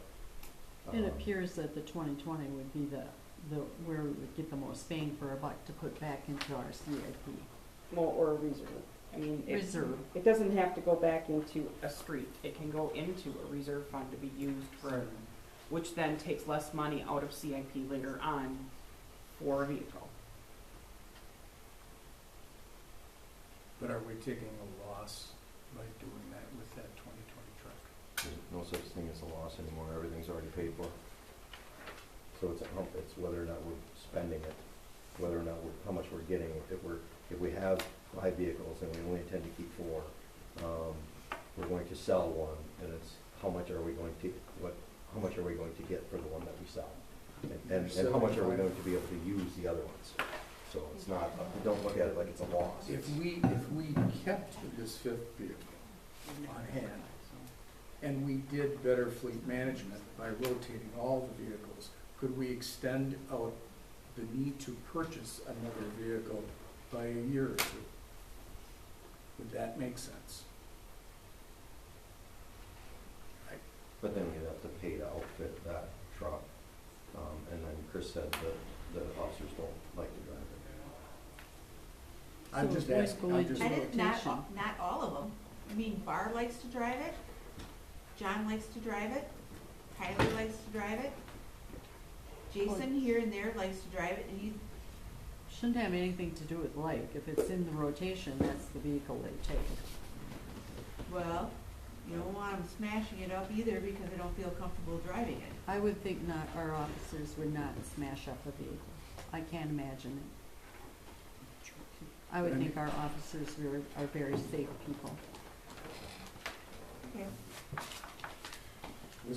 what I was hoping to see was that if we kept those vehicles now, because we made the commitment to buy a pickup truck or whatever it was in the past, we're dealing with it now. If we kept all 5 of those and did a better rotation, fleet management, whatever we want to call it, could we then wait an additional year before we had to replace a vehicle? So that was my understanding is that's why we purchased this vehicle now, because we weren't gonna purchase another vehicle for quite a few years. And that's what you were saying. We were still going to use the 4. Yeah, but it wasn't. And you still can reduce the fleet. When you eventually need to do a purchase, which would then be an additional year or 2 down the road. But the maintenance on it, is that what you're? But No, it would no, have to really no. get hammered out in rotation, Yeah, just to have it sit in a garage and be used as a backup when there's generally already backup during the day. What kind of fleet management are you talking about, Bob? I need help understanding that, because to me, fleet management, because I did fleet management for 16 vehicles, is, yes, you don't want them all at the same mileage, but you don't have one that is sitting here at 50,000 and one sitting here at 9,000. You know, I mean, there's gotta be some, you know, and if was reserved for a supervisor vehicle or whatever, well, if that supervisor is putting the least amount of miles on, then you put that supervisor in a higher mileage vehicle, and then the truck, you know, or the low mileage is then. But I did not get a sense at our discussion last time that putting that into a rotation was an option. But we haven't done that though, correct? Precisely what you were talking about, putting that I mean, F-150 in a rotation type basis. but if we put it into a rotation, it's gotta be marked, you know, and if there's, you know, and that kind of thing. And so if we're gonna do that, then we need to you know, we need to make sure it's getting mileage. And I, you know, Right, true. And then you without see- micromanaging, you know? And This see, feels that's like where a I'm ton kinda of getting- Yeah. micromanaging. the problem- And the it is, problem I see because with us in most doing this agencies, the police chief has their own vehicle. We're gonna keep it for now, and get rid of it, and not get another one later, is we won't be here. We move So it that next we year. have a truck. And we can't tell the next board what to do, we can't tell the next chief what to do. And if the next chief comes in and there's 6 vehicles, they're gonna expect to keep 6 vehicles. I've never in my life seen anybody ever reduce. So what's the answer? From my perspective, I think I think it comes down, there's 3 options. One is, and all of them are reduce the fleet by 1, because we're getting a new one that's sitting in the lot right now waiting to get up. The 3 options I think that I see would be the truck, and I think the truck has the greatest value to add back to the funds for the village. The next would be the 2022, and the last would be the 2017, which was the original plan. But I think the 2017 is the one that you are actually getting the least out of. You're getting the least usage, and you're getting the least return on. So I think I think that you could make a point to do the 2022 and then outfit the truck. The only problem with that is that now you have an expense that you're gonna add. So now you're looking at not just saving, because if you're gonna sell one, then now you have to pay to outfit the truck with lights and everything else that it needs. So from my perspective, I think the best choice is to remove the truck from the fleet. I think it was sold to us in a way that it's not gonna be used. And by this time, if it was actually gonna be used the way that it was gonna be used, by this time, we'd probably be looking at handing it over to Public Works anyway. So can this, whatever the truck is outfitted with, can that be put in any other vehicles or not? No. Just the radio. Yeah, we talked about that last time. Remember, Even the we've other talked cars- about so much. Even the other cars can't be, this stuff can't be moved around because there's different designs in here. So that would be my concern, is that if you made the argument to swap out the 2022, then you have the added expense of outfitting the 2020 truck so that it becomes a patrol vehicle. So Okay, one more then question. that would reduce the amount of overall intake to the village. Okay, but on that point, if the truck is gone, Yes. the 2017 still needs to be outfitted then,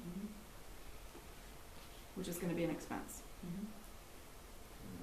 And the 2020, What kind of No, expense no, are the we 20 talking? What does it need to be outfitted with? What I thought are we com- talking? Computer and the, Well, Nope, it won't need a computer, it'll need a cage and a light bar. if it gets put into the rotation at this point, So it'll be about $4,000. if it gets put into a patrol rotation, but currently it's still the SRO officer's vehicle. okay, So, so, so you Well, could it'll be continue to mine leave then. it there, put in the new squad that's waiting. okay, so, but in the future, if we needed to put it in rotation and it wasn't just an SRO squad, would the 22, or number 24, would that cage, whatever, work in the 17 or not? No. Okay. not that one, So but nothing, some of them are interchangeable. What was it, the 22? And 21.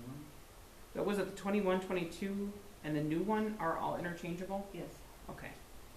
Just want to clarify that, Yeah. because I remember there being something last time in the discussion where there were 3 vehicles that we're gonna have that are interchangeable.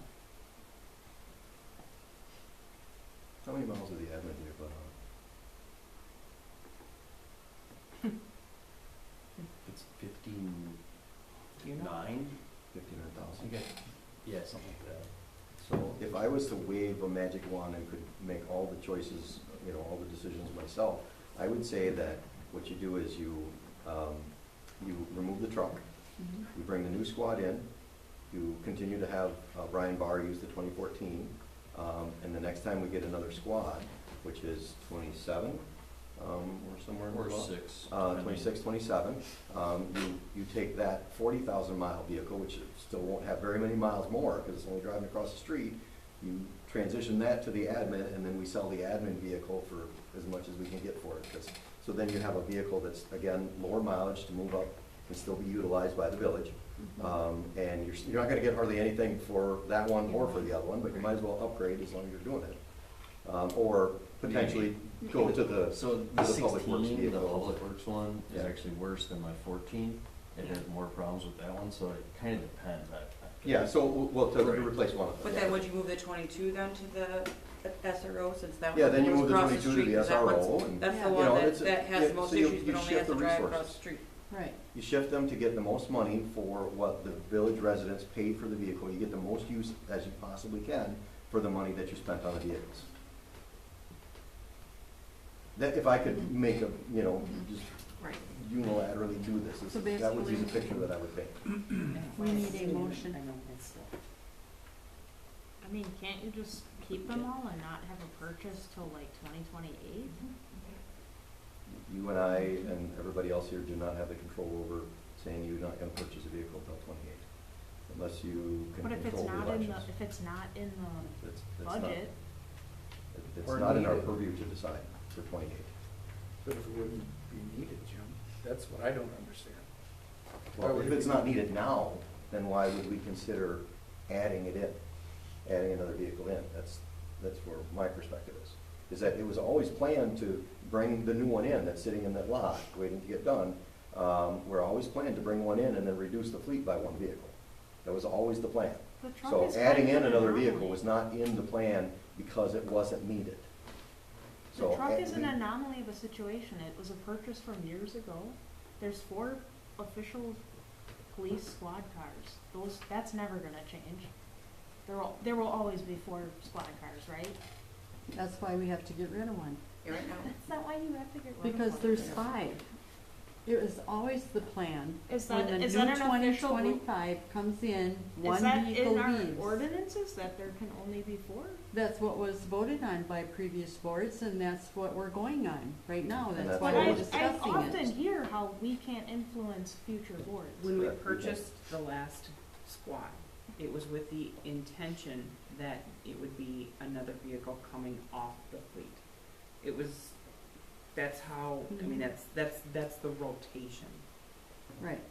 It's a I rotation. mean, we have the ability to have 12 squads if we wanted to. We could get 40 vehicles for, there's nothing that would stop us except that we have to pay for all of them. Right. Thank you. And we, being the Thank you village for residents, have to explaining pay that for to all me. of them. And if I'm they're not gonna be used. I'm not advocating for 40 vehicles. Well, I mean, if they're not going to be used, it's an exaggeration, but if they're not gonna be used, then it's not a reasonable expense to take the money from the village residents and spend it on it. So, The truck moving was up another purchased. vehicle. Why was the truck purchased? It was a police vehicle that had the intention at the time to be passed on to the DPW, or other people might say it might have gone to the administrator at the time. It doesn't matter. At that point, And the Charger at that time was the vehicle that left the fleet. correct. So we lost, every time we've done this, that, at least in recent, one comes in, one goes out. The truck was chosen, which is a different vehicle than our normal standard vehicle, based on its intention of being either passed on to somewhere else within the village. That's why. But I think the concern here right now is that we've had 4, the plan was to have 4. We've purchased the 5th with the intention that one is still gonna go, and now we have to decide, are we gonna keep the 5th, which has its own concerns, or are we going to go back down to 4 as the original intention was? That's the question. And it's not just the vehicle, there's additional costs when you have a 5th vehicle. You've got more maintenance, you've got insurance, you've got parking issues. I mean, it's more than just the 5th vehicle. It sounds like it's been working, and I think that to sell it for X amount of money, 20 grand, 25, well, what's a new truck, what's a new squad car gonna cost in 2027, 2028? It's gonna be over 60 grand. You can just hang on to your resource.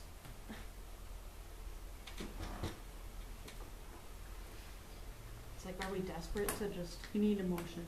take the materials out of the truck I and hear get it you. sold? I hear you, Grace. My concern is we took money out of CIP to buy the squad with the intention that we would be selling a vehicle to, generally does that go back into CIP or general fund, however that is. And now if we don't do that, we're not replenishing funds that we intended to replenish.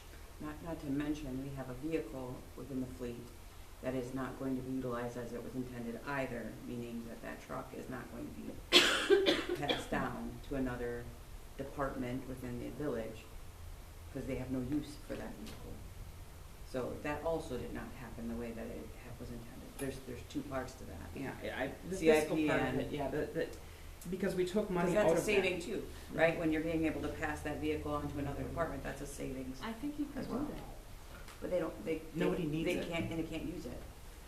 Some of the ways that that truck's outfitted, I mean, we already Don't they had, need a truck that plows snow, and that one would not be useful for that reason? I think Aaron specifically said he has no use for that Right. truck. So there would be no reason to pass that vehicle down to DPW. That's interesting that you guys ordered it then a couple of years ago. Because the intention was different and the DPW, So things change, don't they? they did, and They're allowed to change now too. I think it's smart to hang on to it. I understand the concern of the fleet growing. I think some of you will be on the board next year and the year after that, and you can say, hey, we're not gonna buy, we're not replacing the truck, or we have our 4 squad cars, we're not gonna have 5 squad cars. The truck can just be in the background. I Well, don't we're think we're looking out for solving- taxpayer dollars, and we want the most bang for our buck, and right now, that's what we're trying to figure out. And I don't think that we're solid I'm a like it's, conservative person. I don't want tax dollars just being not utilized. And right I now, didn't they're want not our being. I didn't want our monthly stipend to be increased. I That's think what we're saying, Grace, that it's not being utilized, it only has 9,000 miles on What if it had 20,000 miles on it? it. Just Well, feel then like we you're a would little- say it's being utilized. It's like you're a There'd little be a hung up on reason the maybe little then number. to keep it. well, but to that point, Grace, I mean, I think I just did the math on it.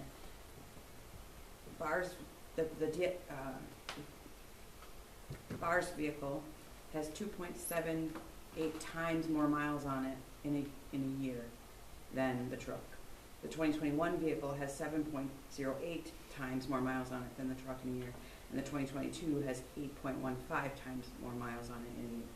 That means there's definitely a different usage between the vehicles, and Chris has spoken to some of that, like as to how that happens. But I think that I'm struggling with the idea that a certain vehicle is only assigned to a certain person and a certain task. I feel like I don't think that there's a singular use on the truck. She said multiple people drive it. recently is what she said. Recently, more people are using it, and so That's good. I agree with you, but I think historically it's not happened, and that's why we're in the predicament we're in. We have a lot of newer vehicles that have more miles,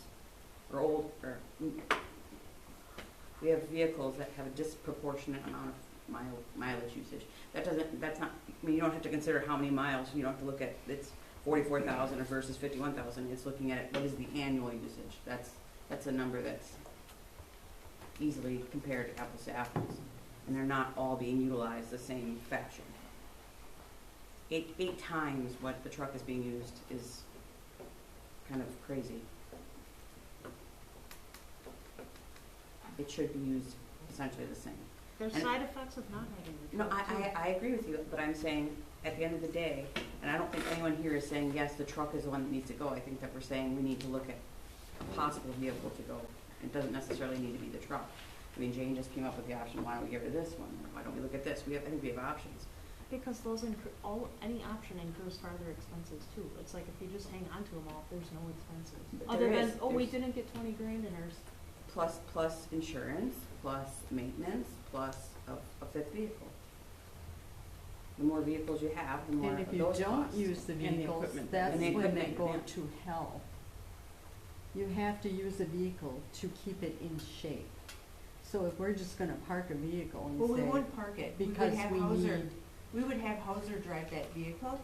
So Hauser would stop, he wouldn't be packing on the miles on the 1922. So it would lessen, that vehicle would not be driven during the day and at night. Why isn't he driving the 2017 if he's driving that one I'm very And we confused by could, that. we could I don't understand why put we're. bar, we could put bar in the 2022, and we could, put Hauser in the black one, and put the computer, and just swap the computers out. Yeah, I mean, I feel like something simple, like just using those two vehicles, Right. those two resources. I don't understand why Bar is always using 2017 and why Hauser is always using whatever one he's using. Because I feel like if you switch them, it would have a more equal disbursement of mileage, because Bar only goes across the Right. street and Hauser goes to Greenville, so. Well, and we could swap those out every 6 months, because right now they have the same amount of miles. They both have 40,000 miles on it. Right, I guess I'm trying to understand, like I said, how, but based on the years, Right. they don't have the same amount of miles. Right, you would wanna rack up the miles So- on the so- 17. Right, the 2022 is using Right. 8 times more, by year than what Absolutely. the other one is. So I don't understand why we're continuing to use, the guy who goes across the street uses one that has the same amount of miles as the guy who goes all the way to Greenville, who's putting on more miles, right? Right. So I think that there's clearly a way to make that more effective and more Right. efficient, so that when you look at it per year, they're not so drastically different. Right, I agree. And I think that we can do that across the whole fleet, however many it is that we decide, because we should not have such a, regardless of the year, regardless of the miles, the annual mileage usage should be standard or close to, equal across all the vehicles, right? I mean, because even if you're doing 5,000, a year, great, across all the vehicles, great, but based on the age of the vehicle, it's gonna naturally have more miles, which would be the one you get rid of. It's not a matter of how many miles are on each vehicle, it's a matter of how many miles are they putting on per year. That's what you should really compare, Right. in my opinion. Mhm. And We that's, would never have one car just sitting. We would put Hauser in that fifth vehicle, and he would be taking it to Greenville. And then he would be using that vehicle when he's doing his patrol duties. So he would be lessening the miles on whatever vehicle we assign him to. so I have a question. This may not be popular, but, so we planned on 4 vehicles. We've used 4 vehicles. We have a 5th vehicle right now. No. We will. We have one in the. We in the queue currently waiting. we will have a 5th vehicle once we get the 2025 outfitted, right? And we've gotten a list of ways that the vehicles, the trucks specifically, has been utilized. What happens, we've talked about all the good things about having a 5th vehicle. What happens when we say we have to get rid of the 5th vehicle and we're back down to 4? How do you fix now all the things that you've been able to do because you had a 5th vehicle? And where does that slack get picked up now, other than saying, I need to keep a 5th vehicle? And I think that's to Jim's point, is once you've designed everything around the 5th vehicle, when it's time for the 5th vehicle to go away, now what do? I think You have to go back and redo everything and all the planning again, and Right. and now you're back to, I guess I'm concerned because we seem to do fine with 4 vehicles, and now we're gonna change everything because we have a 5th vehicle, and now at some point we're gonna have to go back to 4 vehicles, and then we have to change the way we do things again. But along with that point, have we ever looked at like CIP of we need to add a 5th vehicle to our fleet?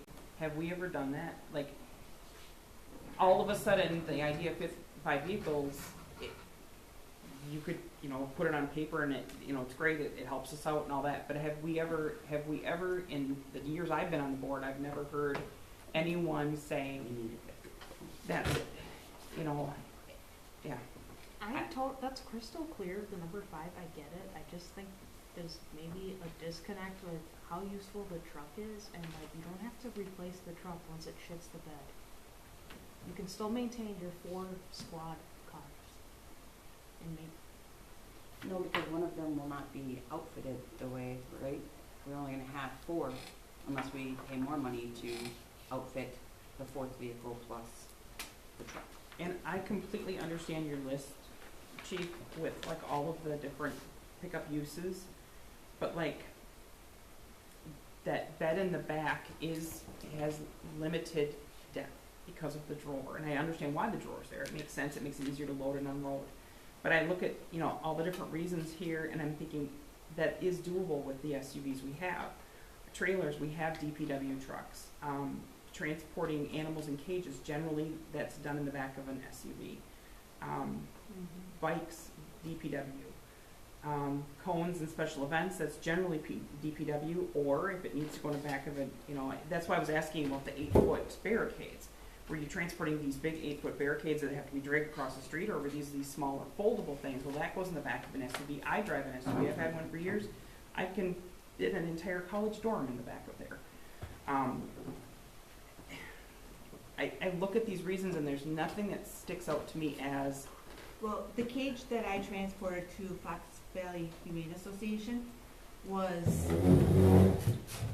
this big, and like this big. That would not fit in the back of an SUV. Somebody had it on Honeysuckle that they had a dog that was running at large, and they trapped it in their front yard. So we flapped the back of the tonneau cover, because it flips back, and we slid out the flat thing on the back of the pickup truck, and the homeowner and I placed it on there, and we covered it with a blanket, and we transported it to the Humane Association that way. do we have a cage that big? Yeah, it was a very large dog that we transported there. So So this, and not to rebuttal, Chris, but this is more of a, if in that situation, in a unique situation where it's in a very large cage, could a DPW truck have been used? I mean, I'm trying to justify. potentially, Yeah, potentially. Or county resource, or. It's something, I just look well, at we that would have to list. pay, There's we would nothing have to pay, exclusive. now with the new contract with Fox Valley Humane Association, now we gotta pay for them to come out at $100 and some an hour to pay them to come out and transport the animals. So they came out with a new contract. I mean, I'm just saying that we use that truck for a lot of different resources. We're gonna pay the DPW to come in and help with, I mean, do they get called, do we pay them for call-in for every weekend? Yep.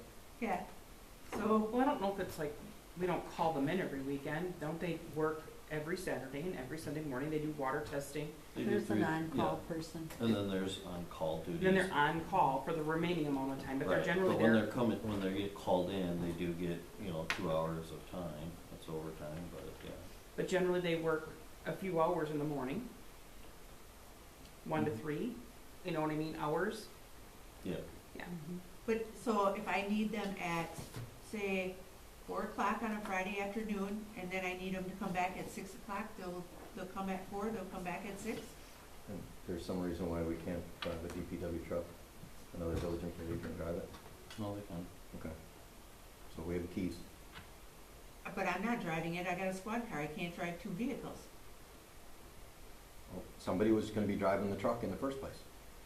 So if there's no truck, then somebody's driving the DPW truck. I mean, it's not, nobody can drive it. Somebody was gonna have to drive a truck no But matter what. if I have to take a squad car to Appleton, and I'm hauling equipment, I can't take a DPW truck to Appleton with me when I'm trying to take a squad car with me.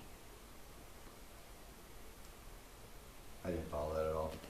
Okay, I have an event at Culverts, okay? Oh, okay. So you have multiple things where you're. Yeah. okay.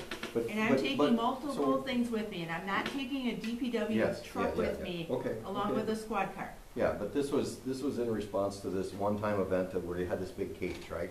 There's no reason why you can't, Right. if you don't have a truck Right. available, you can call up the DPW, get a key, take one of their trucks, load the dog in the truck and take it to the humane, right? I mean, the singular example uses of the truck, from my perspective, do not warrant us keeping the truck.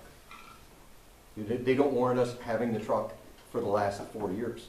I mean, for the amount of uses and the mileage that's on the truck shows how much it was used. I mean, it was used, when it was used, you have a list of things that you've done with it. Twice a year it goes to Fond du Lac. I mean, there's another solution for that. You know, it goes to pick up this, or it goes to, stuff, you know, to haul a trailer, to carry a lot of stuff. I mean, we're picking and choosing little things that, granted, yes, you are using the truck for those, but are there alternatives if you didn't have the truck? For almost every single one of them, yes, there's an alternative if that truck wasn't part of the fleet. Pay one of the officers mileage to go? Sure. Well, sometimes that's an option, right? If Brian Barr doesn't have a vehicle and he has to drive across the street, we have to pay him mileage to go over to the school. No, I'm Right, I mean, saying that- that, yeah, I got that. I'm saying that pay me mileage to go to Seymour to pick up the trailers for the bike rodeo with my personal vehicle? I mean, Or, that's what you're looking at. no, that's not what we're looking at. I mean, that's your example. I mean, no, it's have the DPW person go there and pick up the trailer while they're on their regular shift. They have a truck already, the village paid for it, have them go there, pick up the trailer and come back. I mean, it's not always, if we don't But the have this, it's gonna DPW cost is more busy money, with guaranteed. But the DPW is busy with other duties. Yes, and we're not talking about having them do stuff for you every day. I mean, you put on 2,400 miles a year with that vehicle, that was it. And that included patrolling, that included other you know, going in parades, that included all that other stuff. So the actual usage of real usage for the truck that would have required some vehicle to go do something is significantly less than that even. So I don't see any convincing reason to say that it is being utilized well enough that I could justify to anybody how much, any of the residents that had to pay for it, what they had to pay for it and what we do with it. Can we like make a motion to table this or something? We did that last time. We can't. I mean, that new truck is sitting there, that new squad is sitting there. I mean, we gotta determine what's going on. I mean, he's got all the equipment that he purchased already for it. He's gotta figure out what he's gotta do with that, because we're either gonna take a loss depending upon what we do with the equipment. I don't know, he said something about some of the equipment he can't return, depending upon what your decision is that you're gonna make, and, yeah. What did we do before we had a truck? We had SUVs, How did Or we the Charger. function? Yeah. and the Charger, So how did we function on all the things that we use the truck for now? and I don't know, Prior. cause I wasn't here. That truck came right after I came here. I had no choice, like I said, I was told to purchase it. What did it cost back then? 46,000. 36,000. 918.86. I've got that all over right here. 36,000. 36,000. They're cheaper, and a lot of agencies have all pickup trucks. But then it cost, to outfit it was $9,891,000.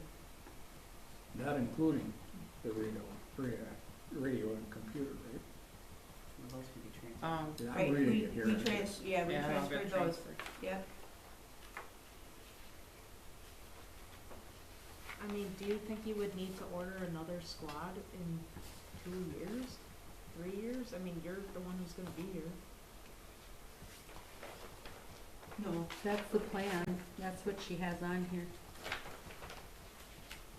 well, that's before I did this, and after I thought about my conversation with Nathan, when he said that I had to order one this time because of the Main Street project.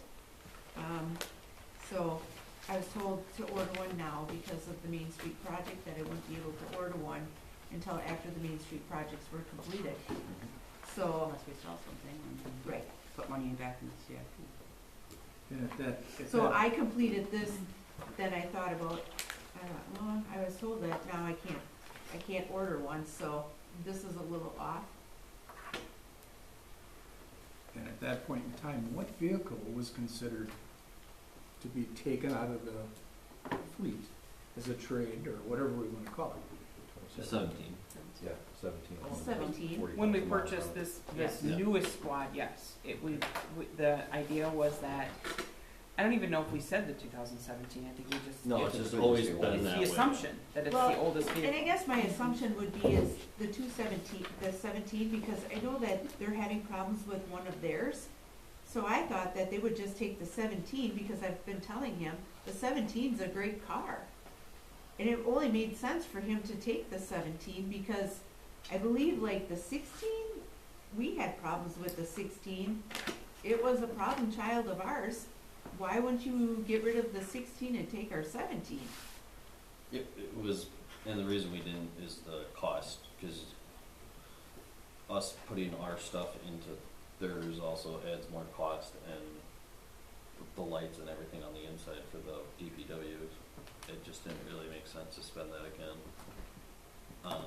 $7,000 worth of car, put $1,000 of, well, I guess the stuff's already bought, so whatever the maintenance cost for installing it and then changing the stickers and everything else, it just didn't really make much sense at And the that's time. gonna be another cost, taking all that stuff out of that truck too.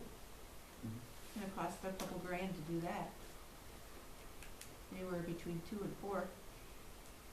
Say like in 3 years, that the 2017 is like, one of them no longer functions, I mean, couldn't you outfit the truck and then you would be back to 4? Then you would be at your magical number 4 with the truck that is kitted out. In lieu of purchasing another one. 2022 is on its way out. Well, it needs repair. I mean, that's Just like a saying, maintenance make thing, like- right? If you lose one, just have the truck become more official and be like, this is all we got. Instead of purchasing a $60,000 vehicle in 2027, 2028. After the Main Street project. Don't paint yourself in a corner.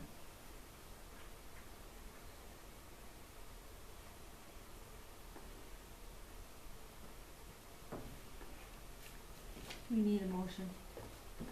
I'll make a motion to reduce the fleet by selling the truck. I'll second it. Why is that the motion? Because that's the motion I made. And can we pick a different vehicle? You could make any motion that you like, Grace. Right now, we have a We have a motion on motion the and a table second. and a second. All in favor? Aye. Aye. Nay. Opposed? Nay. We have one nay. Is that correct? Okay, motion carried.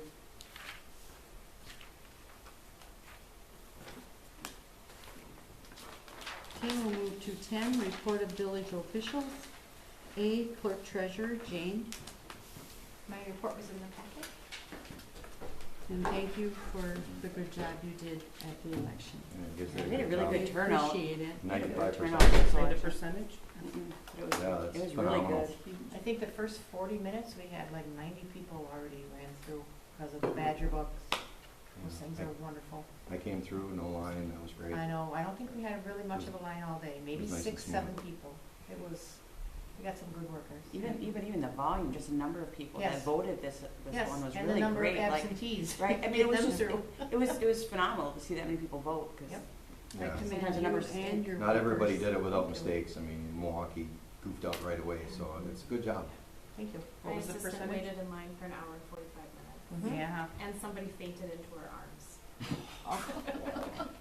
I know the county was there till like 2:33 in the morning, waiting for Grand Chute to process all their absentee ballots. and London had, well, not London, but the one out Bean City, so it's like where my parents go, where they had it, people were outside in the rain all day because you could only get 2 or 3 people inside at a Yeah. time, the way it was set up. So people were in the rain for like an hour. That's crazy. Easy. Yeah, we have a good crew. Any other questions for Jane? Okay, we'll go to B, Director of Public Works, and Aaron has his report in the packet. C, Police Chief Chris. My report's on the packet. Okay, any questions for Chris? D, library director, and Ally is out. E, attorney, Ashley. I don't have anything. F, administrator, Nathan.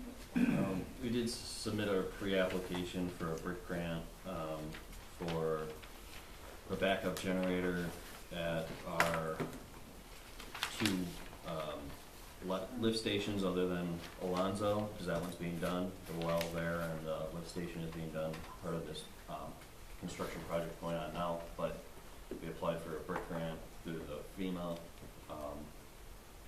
for those two lift stations and then the wastewater treatment plant, which had their backup generators from the 1970s. So those grants pay 80% of the total cost. So hopefully we get that, but that was submitted this week. So What type of fuel are the backup, I mean, are they self-sufficient, they're So, natural gas? we Are they- usually like to, depending on the ones, so like our current one at the wastewater treatment plant is natural gas. Well, no, it's diesel. And we have a diesel tank that leads directly to it, Drip feed. into it, so it's automatically there. Most of the other ones that we're getting are natural gas, but I don't know, it's always kind of good to have different ones, I guess. It is.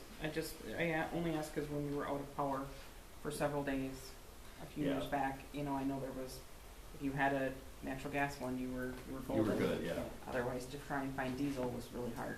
Right. Yeah. And that's why we I think it's 500 gallons, maybe it's more, I don't know. I can't remember what the capacity of our current diesel tank is that's at the plant, but we usually are pretty full on that. Any questions for Nathan? Okay, we'll go to G, building permit reports. There are none. H, any other miscellaneous topics for future discussion?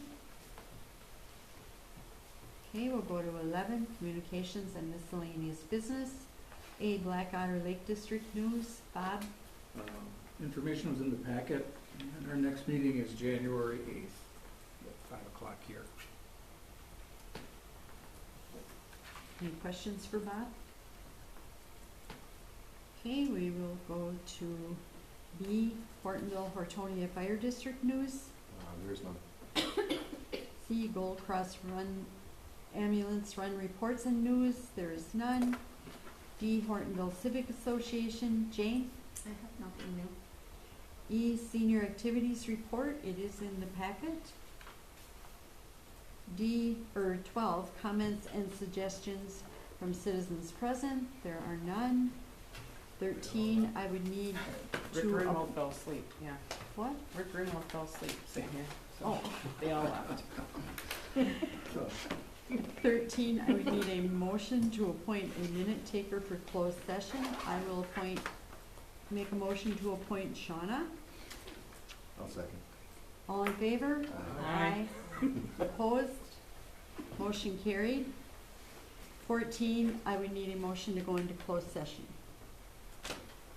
I will make a motion to go into closed session, under state statute 19.851C, considering employment, promotion, compensation, or performance evaluation data of any public employees over which the governmental body has jurisdiction or exercises responsibility, specifically performance evaluation.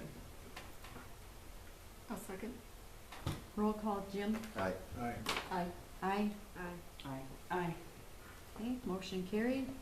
15, 5-minute recess to clear the meeting. Number 18, any action on matters discussed in closed session? There are none. 19, I would need a motion to adjourn. I'll make a motion to adjourn. I'll second. All in favor? Aye. Opposed? We are adjourned at 11:01.